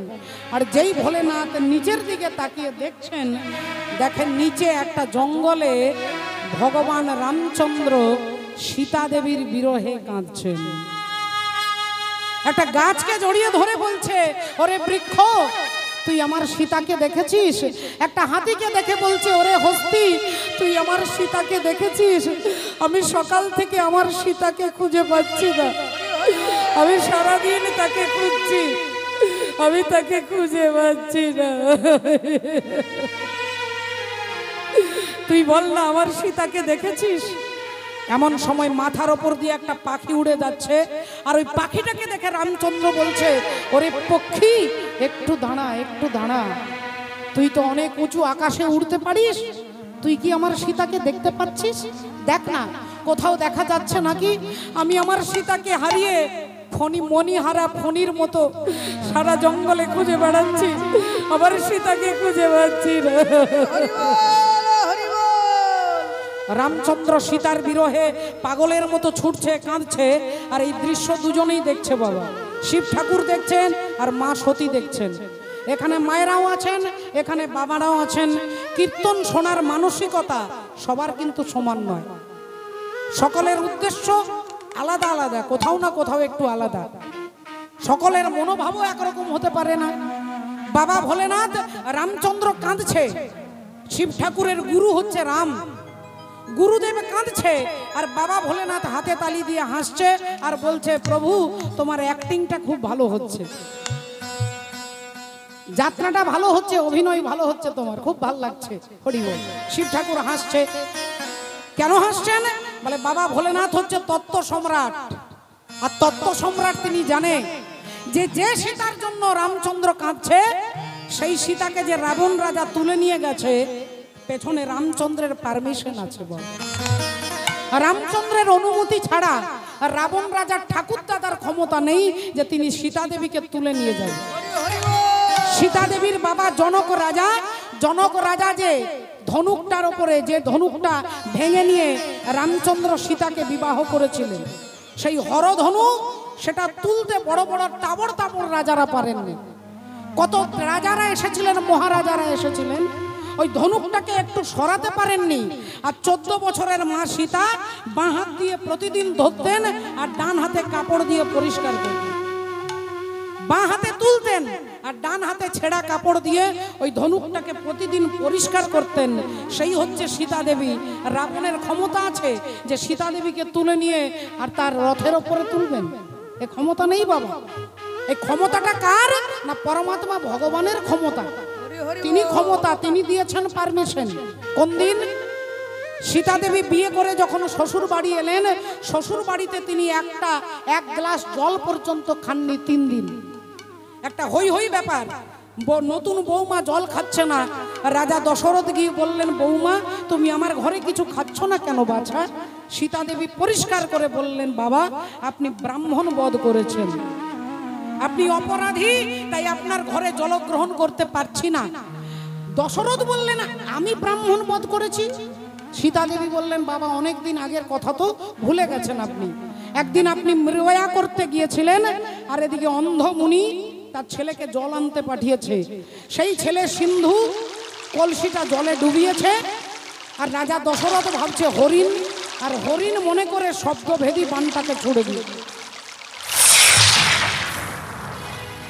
বানটা কোথায় লাগলো? সোজা সিন্ধুর বুকে।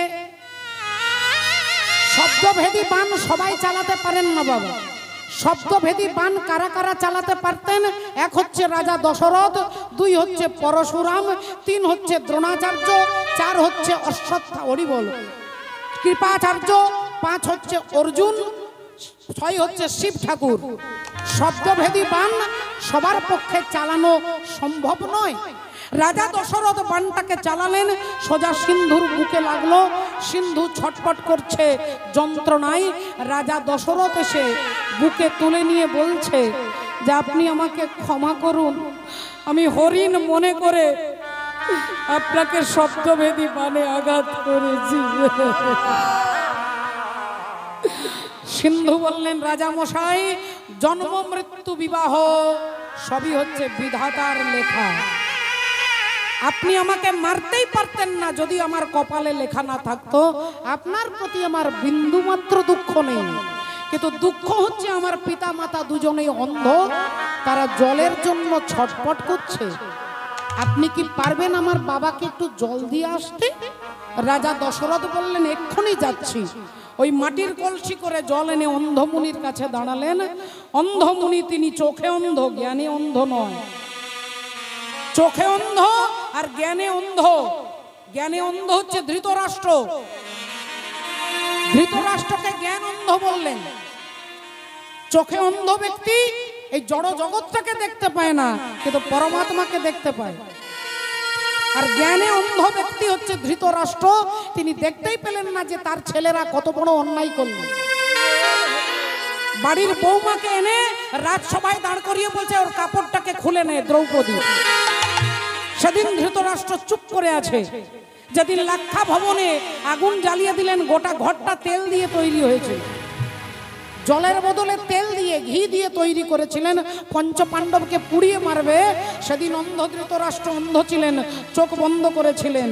এ সমস্ত পাপের ফল দ্রৌপদীকে যে কাপড় বস্ত্র হরণ করলেন, এর পাপের ফলটা গিয়ে কাকে লাগলো? দুঃশাসনেরও লাগেনি, আর দুর্যোধনেরও লাগেনি। লাগলো কার না? অন্ধ রাজা ধৃতরাষ্ট্র।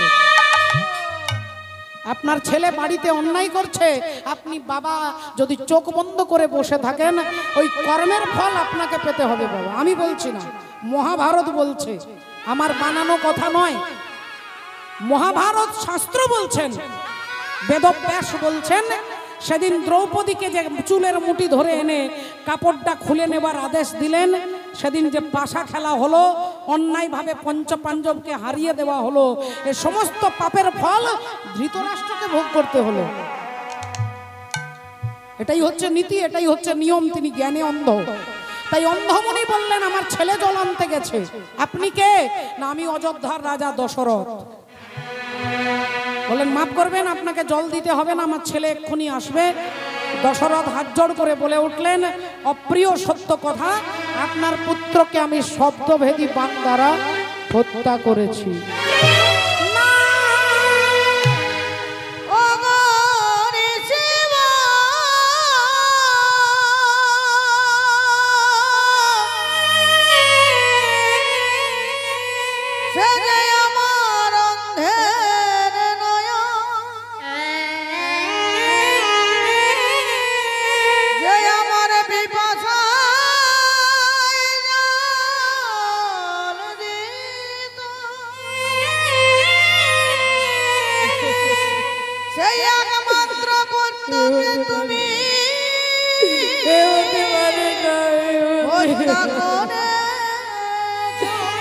রাজা দশরথ অন্ধমুনি থরথর করে কাঁপছে, পুত্র শোকে মারা যাবে।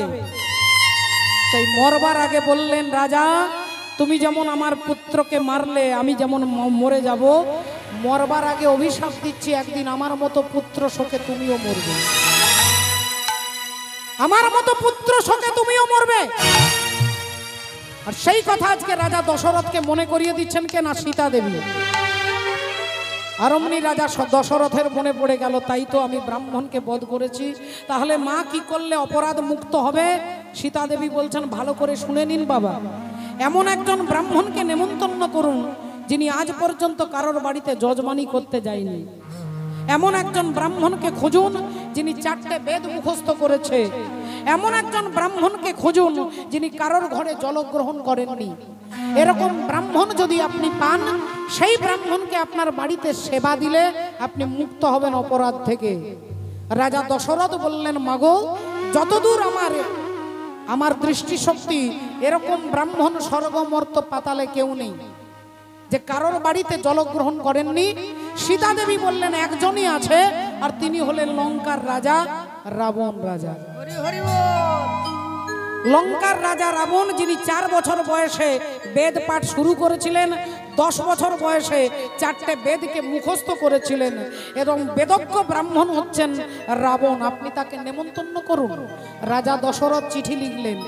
রাবণ রাজা এলেন দশরথের বাড়িতে। রাজা দশরথ পা ধুইয়ে দিলেন রাবণের, প্রণাম করলেন, বসতে দিলেন, সেবা দিলেন, কিন্তু দক্ষিণা কি দেবে? রাবণ বললেন, অন্য কিছু দিতে হবে না, হে রাজা দশরথ, আপনার পুত্রবধূ সীতা মায়ের সঙ্গে একবার আমি দেখা করতে চাই। দশরথ এনে দাঁড় করিয়ে দিলেন রাবণকে সীতা দেবীর ঘরে। আর রাবণ ভেতরে গিয়ে দরজা জানালা সব বন্ধ করে এবার হাত জোড় করে সীতা দেবী দাঁড়িয়ে প্রণাম করছেন। আর রাবণ সীতা মাকে প্রণাম করে বললেন, মাগো, আজ আমি তোমার সন্তান, এই উন্মুক্ত কণ্ঠে তোমার কাছে আমি ঘোষণা করছি, মা, আজ আমি কিছু চাই না, শুধু তোমার স্বামী রামের হাতে মরতে চাই। হরি হরি বল। তুমি এই ভিক্ষা আমায় দেবে মা। আমি রামের কৃপা পেতে চাই, আমি রামকে পেতে চাই, রামের ছোঁয়া পেতে চাই। তুমি পারবে মা আমাকে দয়া করতে, দয়াময়ী? সীতা দেবী বললেন, বাবা, আমি তো তার চরণের দাসী, তবে আমি আমার স্বামীকে ডেকে দিতে পারি। অমনি রামচন্দ্রকে ডেকে দিলেন। রামচন্দ্র এসে রাবণকে প্রণাম করছেন। বলুন, হে বেদজ্ঞ ব্রাহ্মণ, আপনি কি চান? রাবণ বললেন, তোমার কৃপা পেতে চাই, তোমার হাতে মরতে চাই। রামচন্দ্র একটু মৃদু হেসে বললেন, যদি আমার কৃপা পেতে হয় তাহলে আগে সীতার কৃপা পেতে হবে। আগে গোবিন্দের কৃপা পেতে গেলে রাধারানীর কৃপা পেতে হবে। গোটা বৃন্দাবন রাধা রাধা বলে পাগল হয়ে যাচ্ছে, কারণ রাধা না বললে গোবিন্দের কৃপা হবে না, সীতার কৃপা না হলে রামের কৃপা হবে না। রাবণ বললেন, তাহলে বলুন প্রভু, কি করলে মায়ের দয়া হবে? রামচন্দ্র বললেন, একটাই পথ আছে, আর কয়েকদিন পরে আমরা 3 জন 14 বছরের জন্য বনবাসে চলে যাব। 3 জন আমরা বনবাসে চলে যাব 14 বছরের জন্য। আমি কথা দিচ্ছি, হে রাজা দশানন, সেই 14 বছরের মধ্যে আমি 11 মাসের মতো আমার সীতাকে তোমার লঙ্কায় পাঠিয়ে দেব। হরি হরি বল। আগে সীতা যাবে, তারপরে আমি যাব। তাই আমি আমার সীতাকে পাঠিয়ে দেব। সারা জগৎ জানবে যে রাবণ সীতাকে হরণ করেছে, কিন্তু ভক্তরা জানবে যে রাবণের ক্ষমতা নেই যদি রামচন্দ্রের অনুমতি না হয়। এ কথা যেই বলেছে, তাহলে এটা বাবা ভোলেনাথ, তিনি তত্ত্ব সম্রাট, তিনি তত্ত্বের সম্রাট। তাই তিনি জানেন যে আজকে যে রামচন্দ্র কাঁদছে এটা অভিনয়। আমরা সিনেমাতে যখন দেখি সিনেমার হিরোকে গুলি করে দিয়েছে, হিরো মারা যাবে, সিনেমা দেখতে দেখতে অনেকে কাঁদেন। সিনেমাতে দেখছি প্রসেনজিৎকে গুলি করেছে, প্রসেনজিতের বাবা আছে বোম্বেতে বসে, তার স্ত্রী আছেন কলকাতাতে বসে, তিনি কিন্তু কাঁদবে না। কেন? বলে তারা ভালো করে জানে যে ওটা অভিনয় হচ্ছে। তাই বাবা ভোলেনাথ, রামচন্দ্র কাঁদছে, তিনি হাসছে, কারণ তিনি জানে যে এটা অভিনয়, এটা নাটক। আর মা সতী, দক্ষ রাজার পত্নী, হরি বলে কন্যা, সেই মা সতী বলে উঠলেন, স্বামী, একটা কথা বলবো। বলো।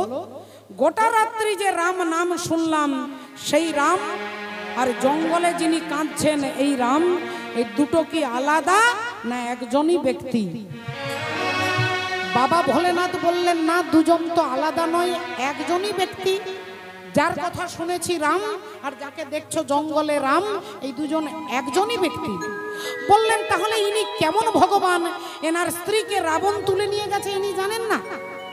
তাহলে ইনি কেমন ভগবান? একটা গাছকে জড়িয়ে ধরে বলছে আমার সীতা কোথায়, একটা পাখিকে বলছে আমার সীতা কোথায়। আমার মনে হচ্ছে রাম কোনো ভগবানই নয়। রাম ভগবান নয়, কারণ ভগবান হলে অন্তর্যামী হবে, আর ইনি কোনো অন্তর্যামী নয়। কারণ অন্তর্যামী হলে ইনি জানতেন যে রাবণ সীতা মাকে হরণ করেছে। তাই আমি আপনাকে চ্যালেঞ্জ করে বলছি, আমি এই রামের কান্নাটা বন্ধ করে দেব। রামের কান্না বন্ধ করে দেব, প্রমাণ করে দেব রাম ভগবান নয়। আমি প্রমাণ করে দেব রাম অন্তর্যামী নয়। ভোলেনাথ সঙ্গে সঙ্গে সতীর মুখে হাত চাপা দিয়ে বলছে, আজ পর্যন্ত উদাহরণ নেই যে ভগবানকে পরীক্ষা করতে গেছে আর তার সর্বনাশ হয়নি। তার সর্বনাশ হয়নি, তার প্রমাণ নেই।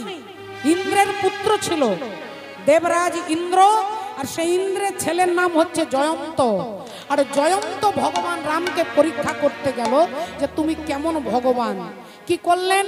কাক সাজলেন। কাক কাক পাখি সেজে জয়ন্ত এসেছেন যেখানে রামচন্দ্র সীতা দেবীর পায়ে নূপুর পরিয়ে দিচ্ছে, ফুলের নূপুর। ফুল দিয়ে নূপুর তৈরি করেছে, আর সেই নূপুরটা সীতা দেবীর চরণে পরিয়ে দিচ্ছেন। জয়ন্ত দেখতে পেয়ে বললেন তুমি কেমন ভগবান, নারীর প্রতি তোমার এত প্রেম। আর কাক হয়ে উড়ে এসে সীতা দেবীর চরণে ঠক্কর দিয়েছে, আর যেই চরণে ঠক্কর দিয়েছে সীতা দেবীর ব্যথা লেগেছে, আর ঠক্করটা মেরে দিয়ে কাক উড়ে গেছে। আর মনে মনে ভাবছে তুমি কোনো ভগবানই নও, তুমি আমার কিছুই করতে পারবে না। আর অমনি ভগবান রামচন্দ্র, তার হাতে আছে না তীর, না আছে ধনুক, না আছে কোনো অস্ত্র, কিছুই নেই। তিনি মাটি থেকে 3টে ঘাস তুলে নিলেন। ভগবানের হাতে ধনুর্বাণ দরকার হয় না, তার যখন সংকল্প হবে সঙ্গে সঙ্গে চলে আসবে। তিনি দেখিয়ে দিচ্ছেন যে আমার ব্রহ্মবাণের দরকার নেই, আমি স্বয়ং পরব্রহ্ম, যেটাতে হাত দেব সেটাই ব্রহ্মবাণ হয়ে যাবে। 3টে ঘাস তুলে নিলেন, একটা ঘাসকে এভাবে বাঁকিয়ে দিলেন, একটা ঘাস বেঁধে দিলেন, হয়ে গেল ধনুক। আর একটা ঘাস দিয়ে তীর তৈরি করে আর কাকের পিছনে ছেড়ে দিলেন।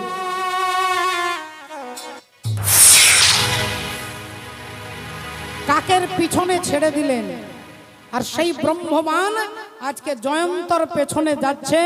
জয়ন্ত চিৎকার করছে বাঁচাও বাঁচাও। ব্রহ্মার কাছে ছুটে গেছেন। ব্রহ্মা বললেন বাবা তোমাকে, তুমি যা দুষ্কৃতী, তোমাকে আমার বাড়িতে দেখলে আমাকে মরতে হবে, বেরো। ঘাড় ধাক্কা দিয়ে বার করে দিয়েছে। জয়ন্ত ছুটে গেছে ইন্দ্রের কাছে, বাবার কাছে, বাবা আমাকে বাঁচাও। ইন্দ্র পেছনে লাথি মেরে বলছে দূর হয়ে যা। ভগবানকে পরীক্ষা করতে গেছিস? এইবার অসহায় হয়ে তিনি ভাবছে কি করব।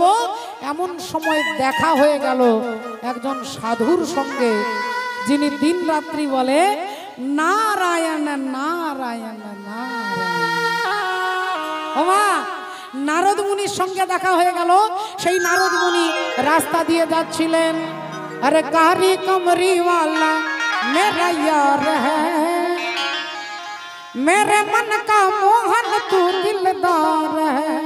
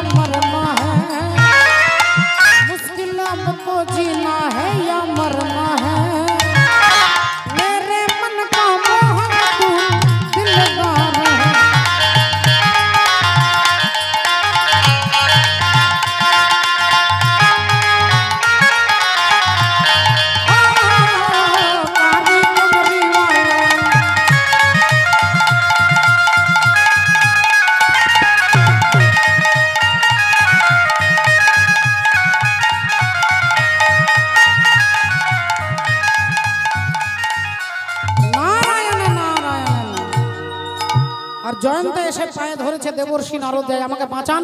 কেউ আমাকে বাঁচাতে চাইছে না, সবাই আমাকে ঘর থেকে তাড়িয়ে দিচ্ছে, আমার বাবাও আমাকে তাড়িয়ে দিচ্ছে, শিব ঠাকুর তাড়িয়ে দিচ্ছে, ব্রহ্মা তাড়িয়ে দিয়েছেন, আপনি আমাকে বাঁচান। নারদ মুনি বললেন, বাবা জয়ন্ত, তুমি তো মস্ত বড় ভুল করেছো, ভগবানকে পরীক্ষা করতে গেছো। একটা ছাত্রের অধিকার নেই তার মাস্টার মশাইকে পরীক্ষা করবে। ছাত্র জিজ্ঞাসা করতে পারে, ছাত্র প্রশ্নের উত্তর জানতে চাইতে পারে, কিন্তু ছাত্রের অধিকার নেই তার মাস্টার মশাইকে তিনি পরীক্ষা নেবেন। তেমনি জীবের অধিকার নেই যে জীব ভগবানকে পরীক্ষা নেবে। তাই যখনই জয়ন্তকে বলছে তুমি বিরাট বড় অপরাধ করেছো, তুমি ভগবানকে পরীক্ষা করতে গেছো, তবে হ্যাঁ, তুমি যখন পায়ে ধরেছো, সাধুর কর্তব্য হচ্ছে জীবকে ভয় মুক্ত করা। তাই তোমাকে একটা কথা বলে দিচ্ছি, তুমি এক কাজ করো, তুমি যার যার কাছে যাবে, এই জগৎ ব্রহ্মাণ্ডে এমন কোনো ব্যক্তি নেই। রাবণ রাজার বাড়িতে দেবতারা বাঁধা থাকতো, রাবণ রাজার বাড়িতে ভদ্রকালী মা কালীকে তিনি বশ করে রেখেছিলেন। মা কালী যার সহায়, যখন রামচন্দ্র রেগে গেলেন, ৩৩ কোটি দেবতা কারোর ক্ষমতা নেই যে তিনি রাবণকে বাঁচাতে পারবেন। আপনি রামায়ণ পড়ে দেখুন, শাস্ত্র খুলে দেখুন, ৩৩ কোটি দেবতা যার উপরে প্রসন্ন, তার উপরে যদি ভগবান অপ্রসন্ন হয়, তাহলে কারোর ক্ষমতা নেই যে তিনি তাকে রক্ষা করে দেবেন। আজও পর্যন্ত উদাহরণ নেই, কোন শাস্ত্রে দেখাতে পারবেন না যে কোন দেবী বা দেবতা ভগবান রেগে গেছে আর তাকে তিনি বাঁচিয়ে দিয়েছেন। রাবণের বাড়িতে ঘোড়ার ঘাস কাটবার জন্য যমরাজা আসতো, রাবণকে টিউশন পড়ানোর জন্য সৃষ্টিকর্তা ব্রহ্মা আসতো, রাবণের বাড়িতে জল দেবার জন্য দেবরাজ ইন্দ্র আসতো, কিন্তু সেই রাবণ যখন রামচন্দ্র রেগে গেলেন, কোন দেবতা তাকে বাঁচানোর জন্য আসতে পারলেন না। তাহলে এর প্রমাণ বলছে দেবর্ষি নারদ যে তুমি ভগবানের প্রতি অপরাধ করেছো, তোমাকে কেউ বাঁচাতে পারবে না। তবে হ্যাঁ, একটা কাজ করো, যার কাছে অপরাধ করেছো তুমি গিয়ে তার পায়ে ধরো। কার পায়ে ধরবে? বলে রামের পায়ে ধরবে। কেন না, রাম তোমার পেছনে ব্রহ্মবাণ ছেড়ে দিয়েছে, তাহলে তো তুমি আমাকে মেরে ফেলবে। বললেন না, যখন সে তোমাকে মারতে যাবে তুমি দুটো কথা বলবে যে প্রভু তুমি আমাকে মেরো না, আমি দেখছিলাম তোমার দুটো জিনিস, একটা হচ্ছে প্রভাব আর একটা হচ্ছে স্বভাব। একটা হচ্ছে প্রভাব, তোমার প্রভাব কত বড় আমি দেখে নিয়েছি। ঘাসটাকে মাটি থেকে তুলে নিয়ে তুমি ব্রহ্মমান করে দিলে, এটা তোমার প্রভাব। আর তোমার একটা স্বভাব আছে যে শরণাগতকে তুমি ক্ষমা করো। তুমি বিভীষণকে তোমার পায়ে ঠাঁই দিয়েছো, বিভীষণের দাদা হচ্ছে তোমার মূল শত্রু, শত্রুর ভাইকে পর্যন্ত তুমি চরণে আশ্রয় দিলে। তাহলে তোমার প্রভাব আমি দেখেছি, আজ তোমার স্বভাব আমি দেখব। এটা বলে রামের পায়ে ধরবে, দেখবে রাম তোমাকে ক্ষমা করে দেবে। অমনি কাকরূপী জয়ন্ত উড়ে এসে দেখছেন রাম আর সীতা বসে আছে, ব্রহ্মবাণ পেছনে আসছে। এখন হড়বড়িয়ে কি করবে? হড়বড় করতে করতে ভয়ে রামচন্দ্রের দিকে লেজটাকে করে দিয়েছে, আর সীতা দেবীর চরণে মাথাটা ছুঁয়ে দিয়েছে। সীতার চরণে মাথাটা রেখেছে, লেজটা করে দিয়েছে রামের দিকে। রামচন্দ্র হেসে ফেলেছেন, সীতা দেবী হেসে ফেলেছেন। রাম বললেন, আমার সীতার পায়ে যখন ধরেছো, যখন আমার ভক্তের পায়ে ধরেছো, তখন আমি তোমাকে ক্ষমা করে দিলাম। তাহলে আজ পর্যন্ত যারা যারা ভগবানকে পরীক্ষা করতে গেছে সতী, তাদের সর্বনাশ হয়ে গেছে। তুমি বিশ্বাস করো, রামই ভগবান, রামই অন্তর্যামী, রামই হচ্ছে করুণাময়। সতী বললেন, কেমন পরীক্ষা করে আজকে তোমাকে দেখাবো। আমি চ্যালেঞ্জ করে বলছি, আমি তোমার রামের কান্নাকে বন্ধ করে দেব। আমি প্রমাণ করব তিনি অন্তর্যামী নয়। শিব ঠাকুর ওখান থেকে বলে চলে গেলেন, আর মা সতী সীতা সাজলেন। সীতা সেজেছেন, অবিকল সীতা সেজে রামচন্দ্র যেখানে কাঁদছিলেন তার সামনে দাঁড়িয়ে মা সতী সীতা সেজে বলছে, বলি এই তো আমি এসে গেছি, এই তো আমি এসে গেছি, এই তো আমি এসে গেছি, এই তো আমি এসে গেছি, আর কাঁদিতে হবে না গো, এই তো আমি এসে গেছি, আর কাঁদিতে হবে না গো, এই তো আমি এসে গেছি, আর কাঁদিতে হবে না গো। আর কাঁদিতে হবে না গো, হাসিতে হাসিতে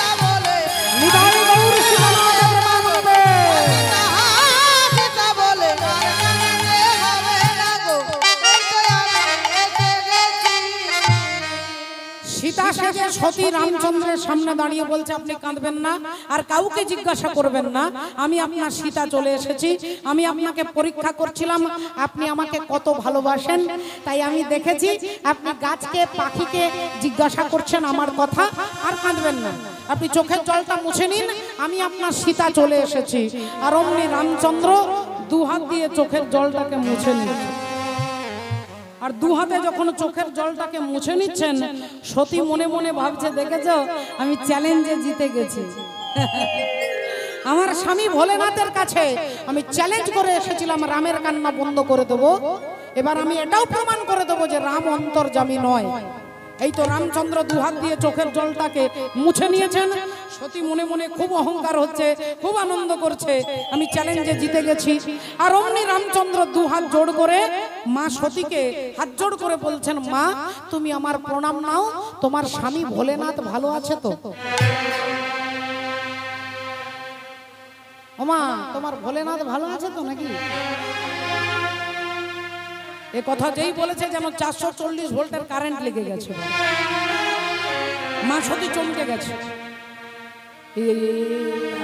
কি করে জানলো যে আমি তো সীতার মতো কাপড়, সীতার মতো রং, সীতার মতো চুল, অবিকল সীতা সেজে বিউটি পার্লার থেকে 1500 টাকা খরচা করে সেজে এসেছি। আমাকে দেখার সঙ্গে সঙ্গে বলছে তুমি আমার প্রণাম নাও, তোমার স্বামী ভোলেনাথ ভালো আছে তো?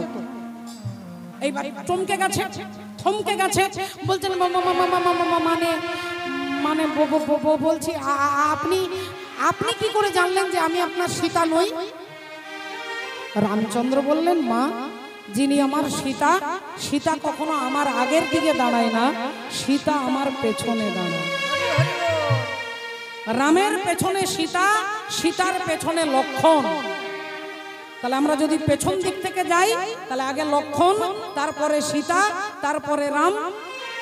তাহলে লক্ষণ হচ্ছে গুরু, তাহলে আগে গুরু, তারপরে সীতা হচ্ছে ভক্তি, তাহলে গুরুর পরে ভক্তি, আর ভক্তির পরে ভগবান।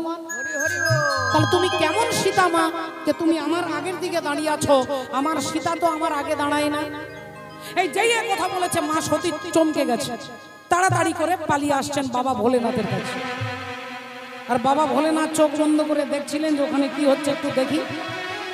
যেই সতী এসেছে অমনি ভোলেনাথ মিষ্টি হেসে বললেন, সব ঠিক আছে তো? সব ঠিক আছে? মা সতী বলেন, হ্যাঁ সব ঠিক আছে, সব ঠিক আছে। কি হলো? তুমি যে গেলে ওখানে কি হলো? কি আর হবে? আরে আপনি যাকে প্রণাম করেন না সে আমাকে প্রণাম করলো, আপনি যাকে দিন রাত্রি প্রণাম করেন সে আমাকে প্রণাম করলো। বলে তারপর তারপর কি হবে? আমি তো চলে এলাম আপনার কাছে, চলে এলাম আপনার কাছে বলে দিয়ে শিব ঠাকুরের বাম দিকে মা সতী বসতে যাবে নিজের চেয়ারে, নিজের আসনটাতে বসতে যাবে। আর অমনি ভোলেনাথ ওই বাম দিকের আসনটাকে চেঞ্জ করে ডান দিকে করে দিলেন। বাম দিকের আসনটাকে চেঞ্জ করে ডান দিকে করে দিলেন। অর্থাৎ ভোলেনাথ বুঝিয়ে দিলেন যে আজ থেকে তুমি আমার স্ত্রী নও। স্ত্রী যদি হতে আমার বাম দিকে বসতে, এতদিন বাম দিকে বসেছো, কিন্তু রামের স্ত্রী সীতার রূপ ধারণ করেছো। রাম যদি আমার গুরু হয়, সীতা হলেন আমার গুরু মা। সেই গুরু মায়ের রূপ ধারণ করেছো, তুমি পত্নীর মর্যাদা পাবে না, আজ থেকে তুমি মাতৃ মর্যাদা পাবে। তাই বাঁ দিকে নয়, আজ থেকে তুমি ডান দিকে বসবে। মুখে কিছু বললেন না, তিনি ত্যাগটা করে দেখিয়ে দিলেন। সতী বসতে যাবে অমনি আসনটাকে চেঞ্জ করে দিলেন। ওগো ঝিয়ের পেটে মায়ের জন্ম, বলি তোমরা ভেবে করবে কি? ওই চাঁদের গায়ে চাঁদের তোমরা ভেবে করবে কি? চাঁদের গায়ে তোমরা ভেবে করবে কি? চাঁদের গায়ে ওগো ঝিয়ের পেটে মায়ের জন্ম, ঝিয়ের পেটে মায়ের জন্ম, তোমরা ভেবে করবে কি? চাঁদের গায়ে চাঁদ লেগেছে, তোমরা ভেবে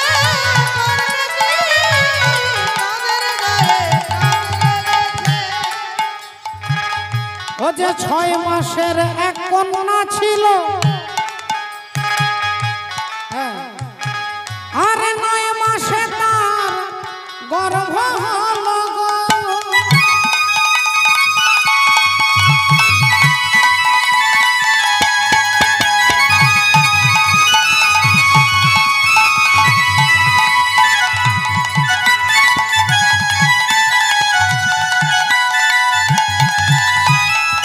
ও যে 11 মাসে 3টি সন্তান, 11 মাসে 3টি সন্তান, ও গো 11 মাসে 3টি সন্তান, কোনটা করবে ফকিরি চাঁদের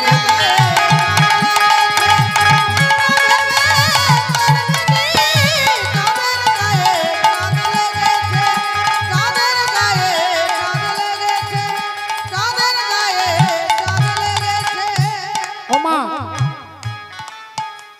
মা দুর্গার আপনাদেরকে বলতে হবে মা দুর্গার কটা ছেলে আর কটা মেয়ে। মায়েরা একটু দেখান তো, আঙুলে ইশারা করে দেখান কটা ছেলে আর কটা মেয়ে। মা দুর্গার কটা ছেলে? দুটো। আর মেয়ে দুটো। কি কি নাম? লক্ষ্মী, সরস্বতী, তাই তো? আচ্ছা, আরেকবার বলুন। মা দুর্গার মেয়ে হচ্ছে লক্ষ্মী আর সরস্বতী। দুর্গার মেয়ে, আমি বারবার কথাটা কেন বলছি একটু পরে আপনারাই বলবেন। তাহলে মা দুর্গার মেয়ে যদি লক্ষ্মী হয়, সরস্বতী হয়, ওই মা দুর্গাকে 3 জন দেবতা সৃষ্টি করলেন মহিষাসুরকে বধ করবার জন্য। ত্রিদেবতা সৃষ্টি করলেন ব্রহ্মা, বিষ্ণু, মহেশ্বর। এবার মহিষাসুরকে বধ করে মা এলেন ব্রহ্মার কাছে, আপনি আমাকে গ্রহণ করুন। ব্রহ্মা বললেন, তোমাকে আমি সৃষ্টি করেছি, তুমি আমার মেয়ে, আমি তোমার বাবা। চলে গেলেন বিষ্ণুর কাছে, তিনি বললেন, তুমি আমার মেয়ে, আমি তোমার বাবা। তখন চলে গেলেন বাবা ভোলেনাথের কাছে। ভোলেনাথ বললেন, কি করব?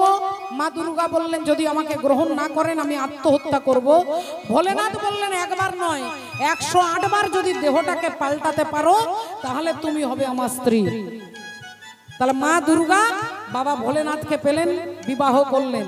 কিন্তু দুর্গার বাবা যদি ভগবান বিষ্ণু হয়, দুর্গার বাবা যদি বিষ্ণু হয়, তাহলে ভগবান বিষ্ণুর স্ত্রীকে,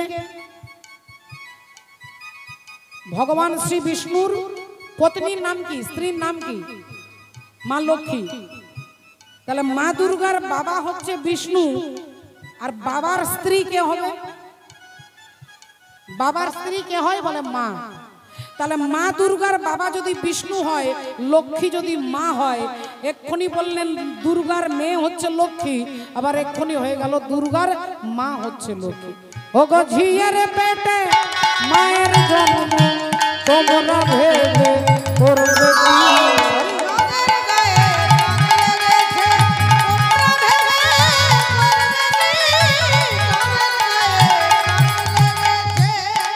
ঘর আছে তার দুয়ার নাই, আর লোক আছে তার বাক্য নাই গো। বলো কে তাহারে আহার জোগায়, কে বাদায় সন্ধ্যাবাতি।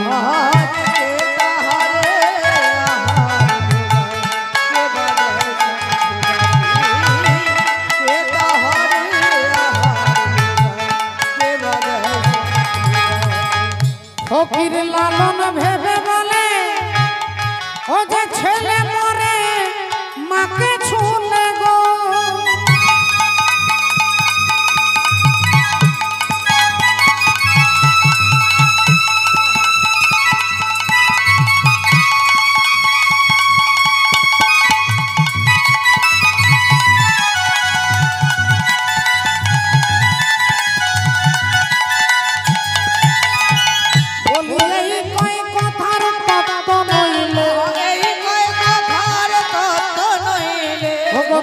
হবে না ফকিরি চাঁদের গায়ে চাঁদ লেগেছে, তোমরা ভেবে করবে কি?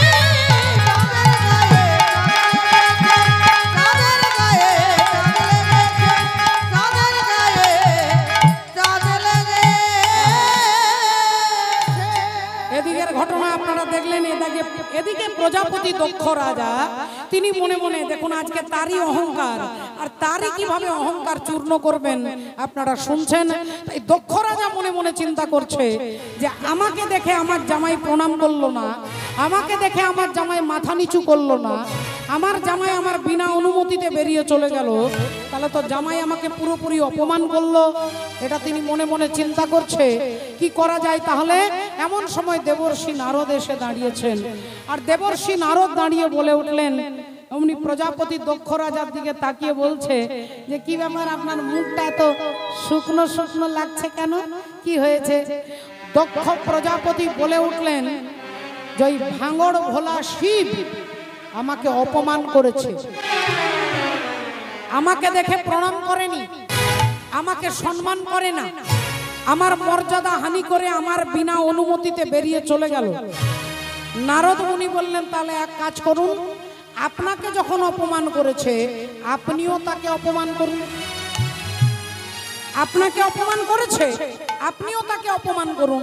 তাহলে কি করব না, এক কাজ করুন, রাধে রাধে, এক কাজ করুন, আপনি একটা যজ্ঞ করুন, যজ্ঞে সবাইকে নেমন্তন্ন করবেন, শিব ঠাকুরকে বাদ দিয়ে দেবেন। যজ্ঞে সবাইকে নেমন্তন্ন করবেন, শিব ঠাকুরকে বাদ দিয়ে দেবেন। এখন এই কথা যেই বলেছে প্রজাপতি দক্ষ রাজা, তিনি মনে মনে ভাবলেন যে কথাটা তো খারাপ নয়, কথাটা খারাপ নয়। রাধে রাধে, হরি বল।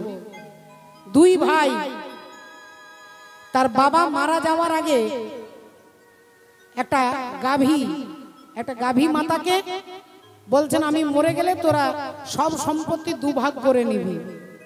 এখন বাবা মারা গেছে, দুই ভাই কি করে ভাগ করবে না, সমস্ত জমি টমি দুভাগ হয়ে গেল, টাকা পয়সা দুভাগ হয়ে গেল। এই গাভী মাতাকে কি করা যায়, বড় ভাই একটু চালাক ছিলেন আর ছোট ভাই একটু সহজ সরল, একটু সরল ব্যক্তি। তাই দাদা কি করলো, ভাইকে ঠকানোর জন্য বলল এক কাজ কর, তুই গরুর সামনের দিকটা নে আর আমি পেছন দিকটা নেব।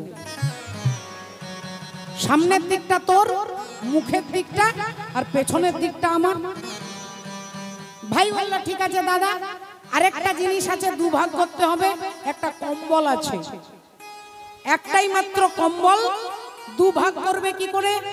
বড় দাদা বললেন এক কাজ কর ভাই, দিনের বেলায় কম্বল তোর কাছে থাকবে আর রাত্রি বেলায় কম্বলটা আমার কাছে থাকবে। ছোট ভাই ভাবলো দাদা খুব ভালো ভাগ করেছে, এখন সারাদিন কম্বলটাকে রাখে আর সন্ধে হলেই দাদা নিয়ে চলে যায়, রাত্রে কম্বল গায়ে দিয়ে ঘুমোয়, আবার সকাল হলে ভাইকে কম্বলটা দিয়ে দেয়। কম্বল ভাইয়ের কাজেই লাগছে না। গরুটার পেছন দিকটা নিয়েছে বড় দাদা, গরুর দহন করে দুধ খায় বড় দাদা, আর ছোট ভাই কি করে না, গরুটাকে খাওয়ানোর দায়িত্ব, যেখান থেকে ঘাস পাতা এনে গরুকে খাওয়ায় আর দাদা তার দুগ্ধ পান করে। পিছন দিকটা দাদা নিয়েছে। এভাবে চলতে চলতে এক মাস চারেক চলে গেছে। এখন তিনি ভাবছে আমি না পাচ্ছি গায়ে শীতে কম্বল ঢাকা দিতে, না পাচ্ছি গরুর দুধ খেতে, কারণ পিছন দিক দাদা নিয়ে নিয়েছে, সামনের দিকটা আমাকে দিয়েছে। কম্বলটা রাত্রিবেলায় দাদা নেয় আর সকালবেলায় আমাকে দিয়ে দেয়। সকাল থেকে তো সারাদিন কাজে কেটে যায়, কম্বল ঢাকা দেওয়ার সময় হয় না। এখন ছোট ভাই খুব দুঃখী। একদিন বসে আছে গাছ গালে হাত দিয়ে, এক সাধু মহাত্মা যাচ্ছিলেন। কি ব্যাপার বাবা, কি হয়েছে তোমার? না দয়াময় আর বলবেন না, হে গোসাইজি, আমার দাদা এইভাবে ভাগটা করেছে, কম্বলটা রাত্রে রাখে আর পিছনের দিকটা দাদা নিয়েছে। এখন এই কথা শুনে সাধু বুঝতে পেরে গেছে যে দাদা চালাকি করেছে ভাইয়ের সঙ্গে।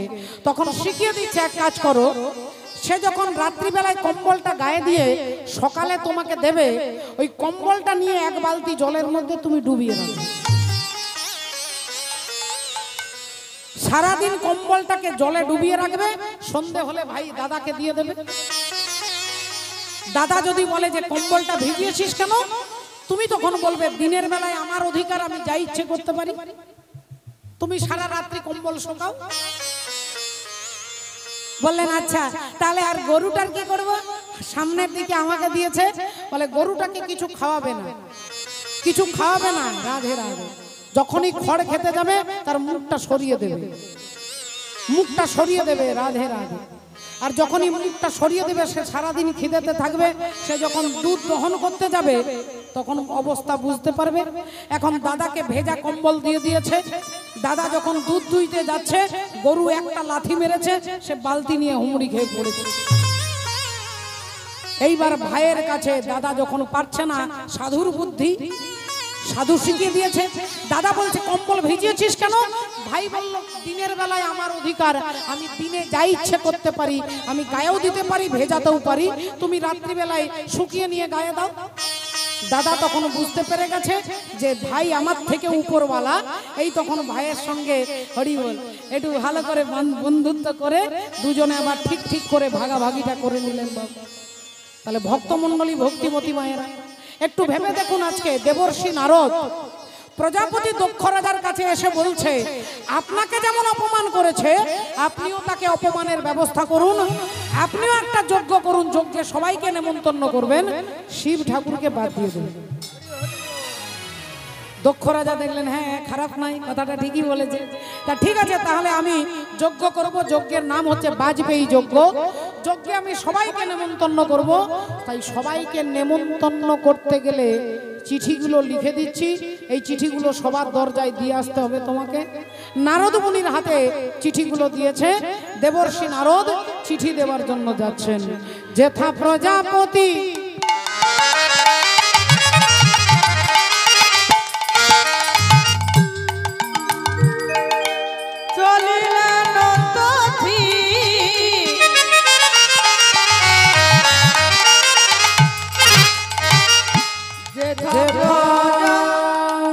প্রজাপতি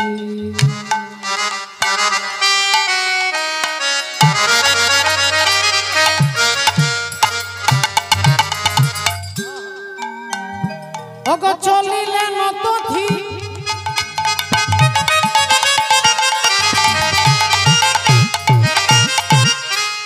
বিনা যন্ত্র করে লইয়া, আজ যেথা প্রজাপতি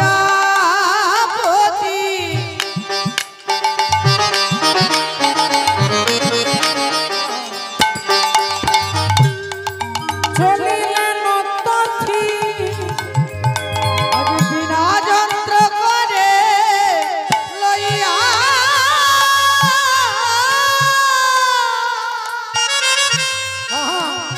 ও যে বিনাই তান ধরি আর সবে মুগ্ধ করি, বহু পথে চলে হাইয়া, বিনয় গান ধরি সর্বমুগ্ধ করি, বহু পথে চলে ধাইয়া। গান ধরি সর্বমুগ্ধ করি, বহু পথে চলে ধাইয়া। ও যে হরি হরি হরি বলে, হরি করি করি বলে, হরি করি হরি বলে, ও গো নারদ চলে হেলে দুলে, হরি করি করি বলে, নারদ চলে হেলে দুলে, হরি করি হরি বলে, নারদ চলে হেলে দুলে, ভাষা দুটি নয়ন জলে, নারদ চলে হেলে দুলে, ভাষা দুটি নয়ন জলে, নারদ চলে হেলে দুলে, হরে কৃষ্ণ হরি বলে, নারদ চলে হেলে দুলে, হরে কৃষ্ণ হরি বলে, নারদ চলে হেলে দুলে, হরি করি হরি বলে, বিনয় গান ধরি সর্বমুগ্ধ করি, বহু পথে চলে ধাইয়া।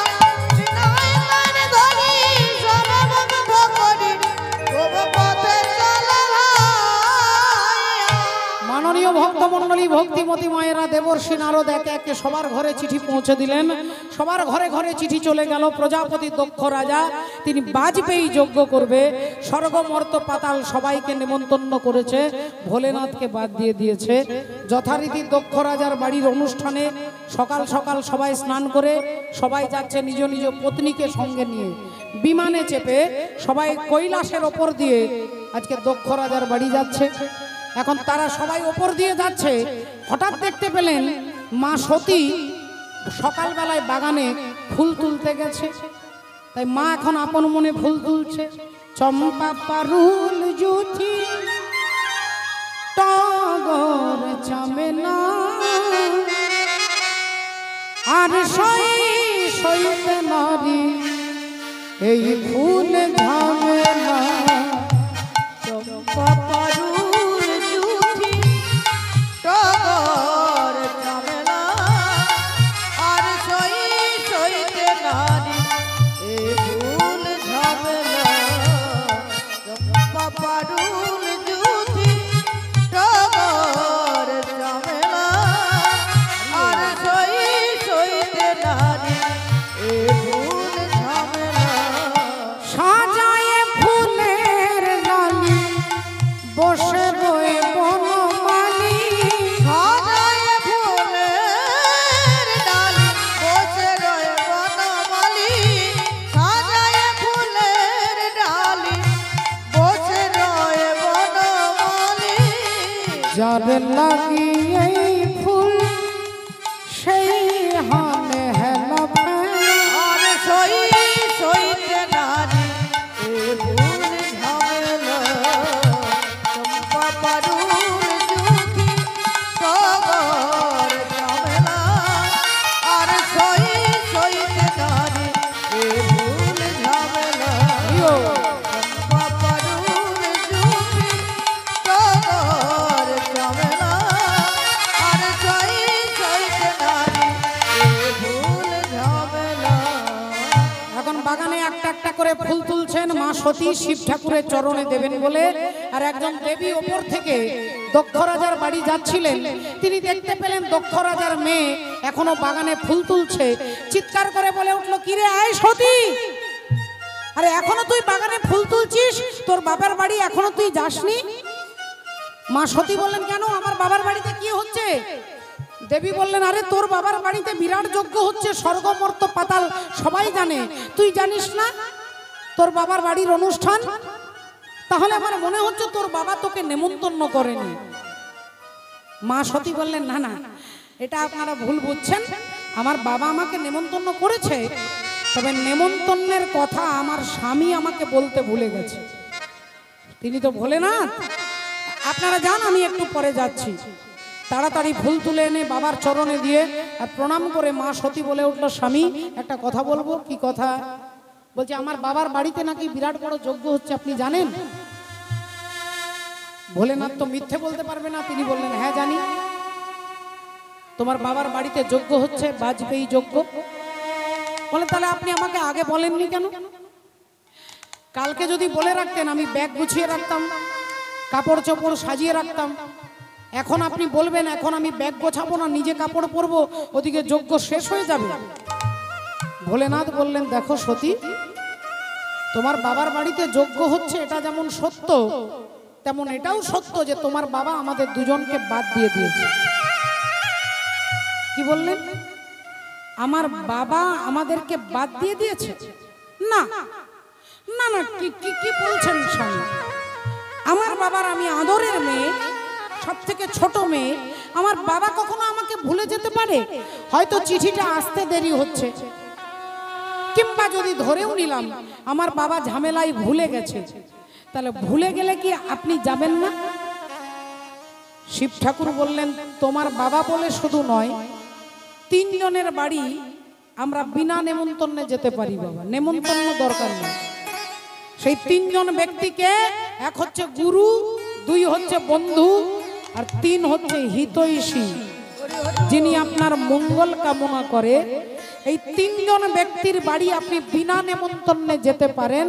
তাই শিব ঠাকুর বলছে যে এই 3 জনের বাড়ি বিনা নেমন্তন্নে যাওয়া যায়। মা সতী বললেন, তাহলে কি আমার বাবা আপনার গুরুজন নয়? আমার বাবা কি আপনার গুরুতুল্য নন? শিব ঠাকুর বললেন, তোমার বাবা আমার শ্বশুর মশাই, আমার গুরুজন, আমার বাবার মতো, কিন্তু তোমার বাবা যদি আমাকে নেমন্তন্ন করতে ভুলে যেত, আমি 100 বার তোমার বাবার বাড়ির দরজায় যেতাম। যদি আমাকে ভুলে যেত আমি 100 বার যেতাম, কিন্তু তোমার বাবা আমাকে ভুলে যাননি, তোমার বাবা আমাকে ইচ্ছে করে বাদ দিয়ে দিয়েছে। ইচ্ছে করে বাদ দিয়ে দিয়েছে যেখানে, সেখানে গেলে শুধু অপমানিত হতে হয়। তাই বলছি সতী তুমি যেও না। মা সতী বললেন ঠিক আছে আপনাকে যেতে হবে, আপনাকে যেতে হবে না, আমার বাবা আমি বিনা নেমন্তন্নে যাব। বাবা ভোলেনাথ আবার বলছে দেখো সতী তুমি ওখানে গেলে সহ্য করতে পারবে না। কেন? বলে প্রজাপতি দক্ষ রাজা সেদিন ভৃগুমুনির যজ্ঞে এসেছিল, আর তার যজ্ঞে সবাই তোমার বাবাকে প্রণাম করেছিল। আমি চোখ বন্ধ করে গোবিন্দের ধ্যান করছিলাম, তাই আমি তোমার বাবাকে হাত জোড় করতে ভুলে গেছি, উঠে দাঁড়াতে ভুলে গেছি। আমি চোখ বন্ধ করে ইষ্ট দেবতার স্মরণে ছিলাম, তো শুধু চোখ বন্ধ করে তোমার বাবাকে আমি দেখতেই পাইনি, কিন্তু তা বলে তোমার বাবাকে আমি অশ্রদ্ধা করি না। কিন্তু তোমার বাবা আমার ভিতরটা দেখলো না, তোমার বাবা আমার বাইরেটা দেখলো। আমি বাইরে তাকে নমস্কার করতে ভুলে গেছি, আমি উঠে দাঁড়াতে ভুলে গেছি। এটা তোমার বাবা দেখেই ভেবে নিল যে আমি ওনার শত্রু, ভেবে নিল যে আমি ওনার শত্রু। রাধে রাধে। তাই তোমার বাবা ভেবে নিয়েছে, তাই আমাকে নেমন্তন্ন করেননি, সঙ্গে তোমাকেও নেমন্তন্ন করেনি। তাই বলছি সতী তুমি যাবে না। মা সতী কোনো কথা না শুনে যে কাপড়টা পরেছিলেন সেই কাপড়টা পরেই সোজা ছুটতে ছুটতে যাচ্ছে। এত গয়না বেটি কোথায় পেলি গয়না, এত গয়না বেটি কোথায় পেলি গয়না, কোথায় পেলি গয়না বেটি কোথায় পেলি গয়না, বেটি কোথায় পেলি গয়না। শৃঙ্গির ওপর ভৃঙ্গি হয়ে, ওপর ধিঙ্গি হয়ে, ধিঙ্গি ওপর ধিঙ্গি হয়ে, কেন বাপের বাড়ি চলে এলি? বেটি কোথায় পেলি গয়না, বেটি কোথায় পেলি গয়না। অবস্থা তোর আছে জানা,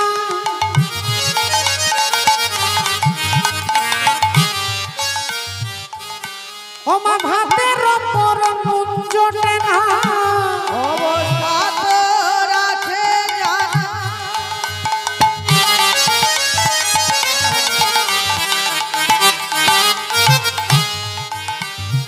ওগো ভাতের ওপর নুন জোটে না। বলে তবে কেন নবাবিয়া, না তবে কেন নবাবিয়ানা, তবে কেন নবাবিয়ানা। ও যে পরে বেনারসি ছেলি, গয়না বেটি কোথায় পেলি গয়না, বেটি কোথায় পেলি গয়না, বেটি কোথায় পেলি গয়না। ঘরে যে কাপড়টা পরেছিল সেই কাপড় পরে, গয়না নেই, কিছু নেই, খোলা চুলে মা সতী যাচ্ছে। বাবা ভোলেনাথ নন্দী আর ভিঙ্গিকে বলছে যা মায়ের পেছনে যা, দেখ তোর মাকে লক্ষ্য রাখিস। আর মা মনে মনে যাচ্ছে আর আনন্দে যাচ্ছে, ভাবছে বিনা নেমন্তন্নে বাবার বাড়ি যাচ্ছি, আমাকে দেখলে বাবা খুব খুশি হবে, আমাকে দেখলে বাবা বুকে জড়িয়ে ধরবে, আমাকে বাবা দেখলে মাথায় হাত দিয়ে আশীর্বাদ করে দেবে, আমার বাবা আমাকে আনন্দে আনন্দে আমাকে জড়িয়ে ধরবে, আশীর্বাদ করবে। এই চিন্তা করতে করতে মা সতী দক্ষ রাজার বাড়িতে যেই পা রেখেছে, দক্ষ রাজার 60খানা মেয়ে, বাবা 60খানা মেয়ে। কি কি নাম?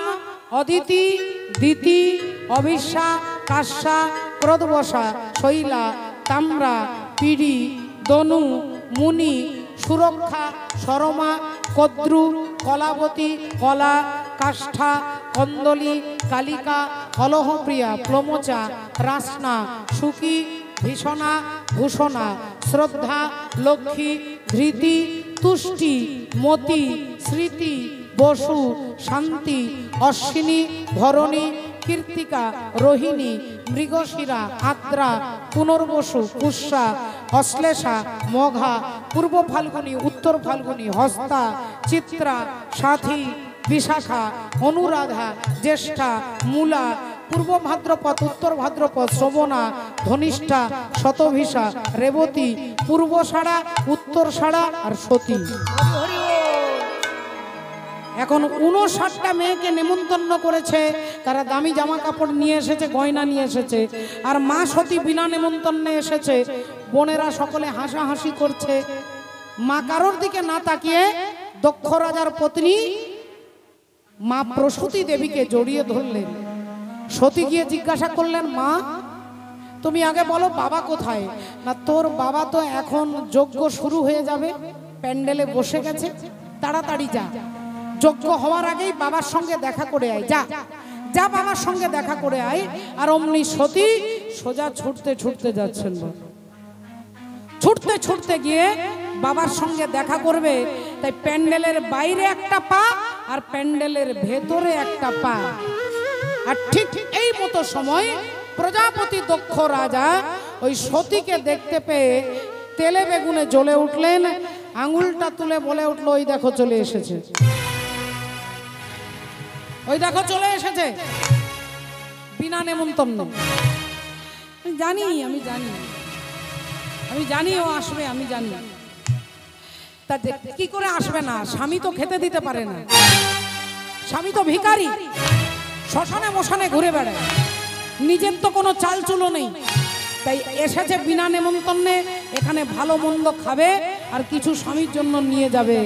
এ কথা যেই শুনেছে মা সতীর মাথায় যেন বজ্রাঘাত হলো। সতী কাঁদতে কাঁদতে বাবাকে বলছে, বাবা গো, তোমার ঘরে আমি খাওয়ার জন্য আসিনি বাবা, আমি খাওয়ার জন্য আসিনি, দুটো পেটের জন্য তোমার দরজায় আমি আসিনি। আমি অনেক ভরসা করে, অনেক বিশ্বাস করে এসেছিলাম যে তুমি আমাকে বুকে জড়িয়ে ধরবে, তুমি আমার মাথায় হাত বুলিয়ে দেবে। বাবা, আজ তোমার কাছে আমি জানতে চাই, যেখানে তুমি সবাইকে নেমন্তন্ন করেছো, সমস্ত দেবী দেবতাকে নেমন্তন্ন করেছো, আমার স্বামীকে কেন বাদ দিয়ে দিয়েছো? অহংকারী দক্ষ রাজা বলে উঠলেন, তোর স্বামীর যোগ্যতা আছে এরকম ভদ্রলোকদের আসনে বসবার যোগ্যতা আছে? তোর স্বামীর কোনো ক্যাটাগরি আছে? তোর স্বামী হচ্ছে ভূত প্রেতের সঙ্গ করে, তোর স্বামী শ্মশানে বসে থাকে, তোর স্বামী মোড়ার কাটে বসে থাকে, তোর স্বামী সারাদিন বম বম বলে চিৎকার করে, তোর স্বামীর কোনো যোগ্যতাই নেই যে এত বড় যজ্ঞে এসে নিজের সুন্দর একটা চেয়ারে বসবে। এ কথা যেই বলেছেন সতী সঙ্গে সঙ্গে বলে উঠলেন, বাবা আপনি আমার স্বামীকেই চেনেন না, আমার স্বামীকে আপনি চেনেন না। আমার স্বামী হচ্ছে শিব, আর শিব মানে হচ্ছে মঙ্গল, শিব মানে মঙ্গল। যেখানে শিব নেই সেখানে মঙ্গল হতে পারে না। এই মুহূর্তে যারা কীর্তন করাচ্ছেন তাদেরকে যদি জিজ্ঞাসা করেন, এরকম একটা ইন্টেরিয়ার এরিয়াতে কত দূরে হরিবাসর, কত সুন্দর এখানে হরিবোল রাধে রাধে পরিবেশ, কিন্তু এত কষ্টের মধ্যে এত হাজার হাজার ভক্তদের সেবা দিচ্ছেন, কীর্তন শোনাচ্ছেন, তাদেরকে যদি জিজ্ঞাসা করেন তোমার লাভ কি, তিনি বলবেন যে কীর্তন যারা শুনতে আসবে তাদের সার্বিক কল্যাণ হবে। কীর্তন করলে এই জায়গাটার কল্যাণ হবে, মানবের কল্যাণ হবে, গ্রামের কল্যাণ হবে। তাহলে এখানে কল্যাণ ভাবনা আছে, এখানে মঙ্গল চিন্তা ভাবনা আছে, তাই এটা শিব যুক্ত যজ্ঞ। আর যেখানে কোনো মঙ্গল চিন্তা ভাবনা থাকে না, শুধু পাড়ার লোককে দেখানোর জন্য, শুধু পাশের গ্রামকে দেখানোর জন্য যে আমি কত বড় কীর্তন করাচ্ছি, কত বড় প্যান্ডেল করেছি, এই শুধু লোককে দেখানোর জন্য যদি হয়, এটা হচ্ছে শিবহীন যজ্ঞ। যেখানে কোনো মানবিক কল্যাণের জন্য নয়, শুধু নিজের বৈভব প্রকাশ করবার জন্য। মা সতী বলে উঠলেন, বাবা তুমি যে যজ্ঞ করছো এই যজ্ঞে কখনো কারো কল্যাণ হতে পারে না, কারণ তুমি আমার স্বামীকে বাদ দিয়ে দিয়েছো, মানে তোমার মনের মধ্যে কোনো মঙ্গল চিন্তা ভাবনা নেই। প্রজাপতি দক্ষ রাজা রেগে গিয়ে বলে উঠলো, তাহলে বেরিয়ে যা, চলে যা স্বামীর কাছে, বিনা নেমন্তন্নে এসেছিস কেন? মা সতী বললেন, বাবা গো, স্বামীর কাছে যে ফিরে যাব সেই মুখটা তো আমার নেই বাবা, সেই মুখ আমার নেই। আমি স্বামীর কাছে ফিরে যাব। আমার স্বামী আমাকে বারবার নিষেধ করেছিল যে সতী তুমি যেও না, তুমি যেও না, তুমি সহ্য করতে পারবে না। কিন্তু আমি আমার স্বামীর কোনো কথা না শুনে আজকে এখানে এসেছি।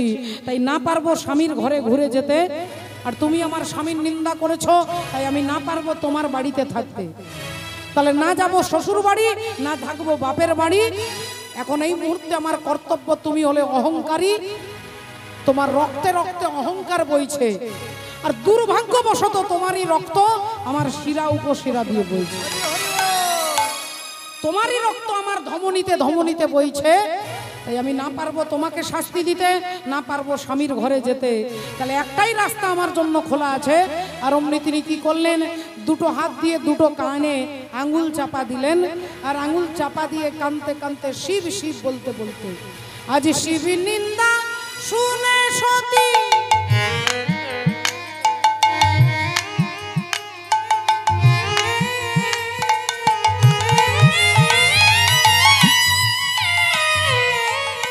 সহিতে না নিল, শিব নিন্দা শুনে সতী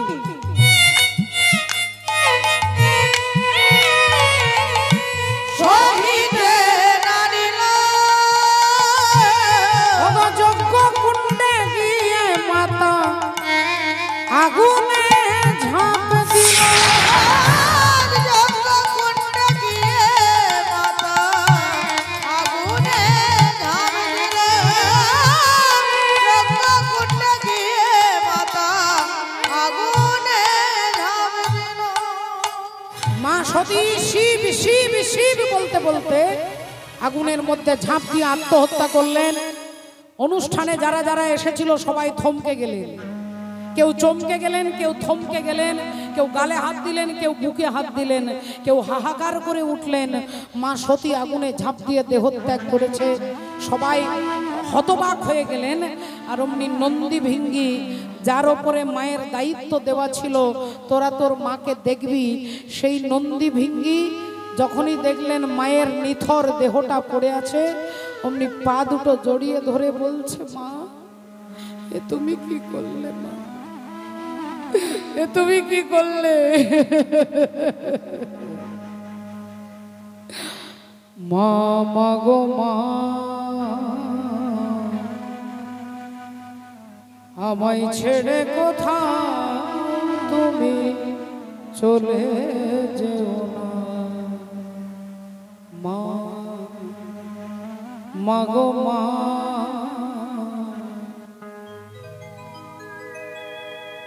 কাজের দিনে কিংবা ছুটির দিনে যেন চোখ চাইলে দেখি তোমায় চোখ ভরে, আমার ঘরে দরে জানা ঝরে তোমার খুশির আলপনা, ব্যথার ছলনা। মা মাগো মা, আমায় ছেড়ে কোথাও তুমি চলে যেও না। নন্দী ভিঙ্গি কাঁদতে কাঁদতে বলছেন, মাগো একবারও আমাদের কথা তুমি চিন্তা করলে না মা? আমাদেরকে ছেড়ে যাওয়ার আগে একবারও ভাবলে না যে আমাদের গতি কি হবে? তুমি চিরকালের মতো আমাদের ছেড়ে চলে গেলে, চিরকালের মতো আমাদের ছেড়ে চলে গেলে। একবারও ভাবলে না যে আমরা বাবার কাছে গিয়ে মুখটা দেখাবো কি করে, আমরা বাবার কাছে গিয়ে কি বলবো? তুমি এ কি করলে মা, এ কি করলে? নন্দী ভিঙ্গি ছুটতে ছুটতে যাচ্ছে, কখনো অজ্ঞান হয়ে পড়ে যাচ্ছে, আবার উঠছে, আবার ছুটছে, আবার পড়ে যাচ্ছে। ছুটতে ছুটতে ছুটতে ভোলেনাথের কাছে এসেছেন। আর বাবা ভোলেনাথ তিনি আনন্দ চিত্তে ত্রিশূলটা মাটিতে গেঁথে আর চোখ বন্ধ করে গোবিন্দের ভজন করছেন। কৈলাস পর্বতে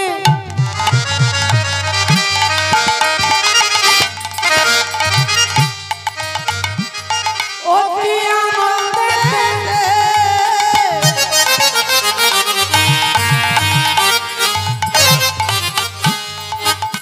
আজি কৈলাস পর্বতে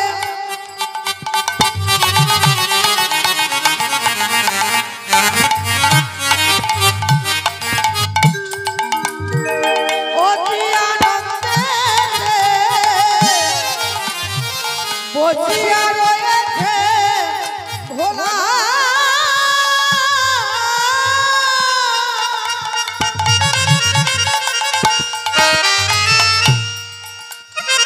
ভোলার মুখে রাম নাম আর জপে অবিরাম করে জপ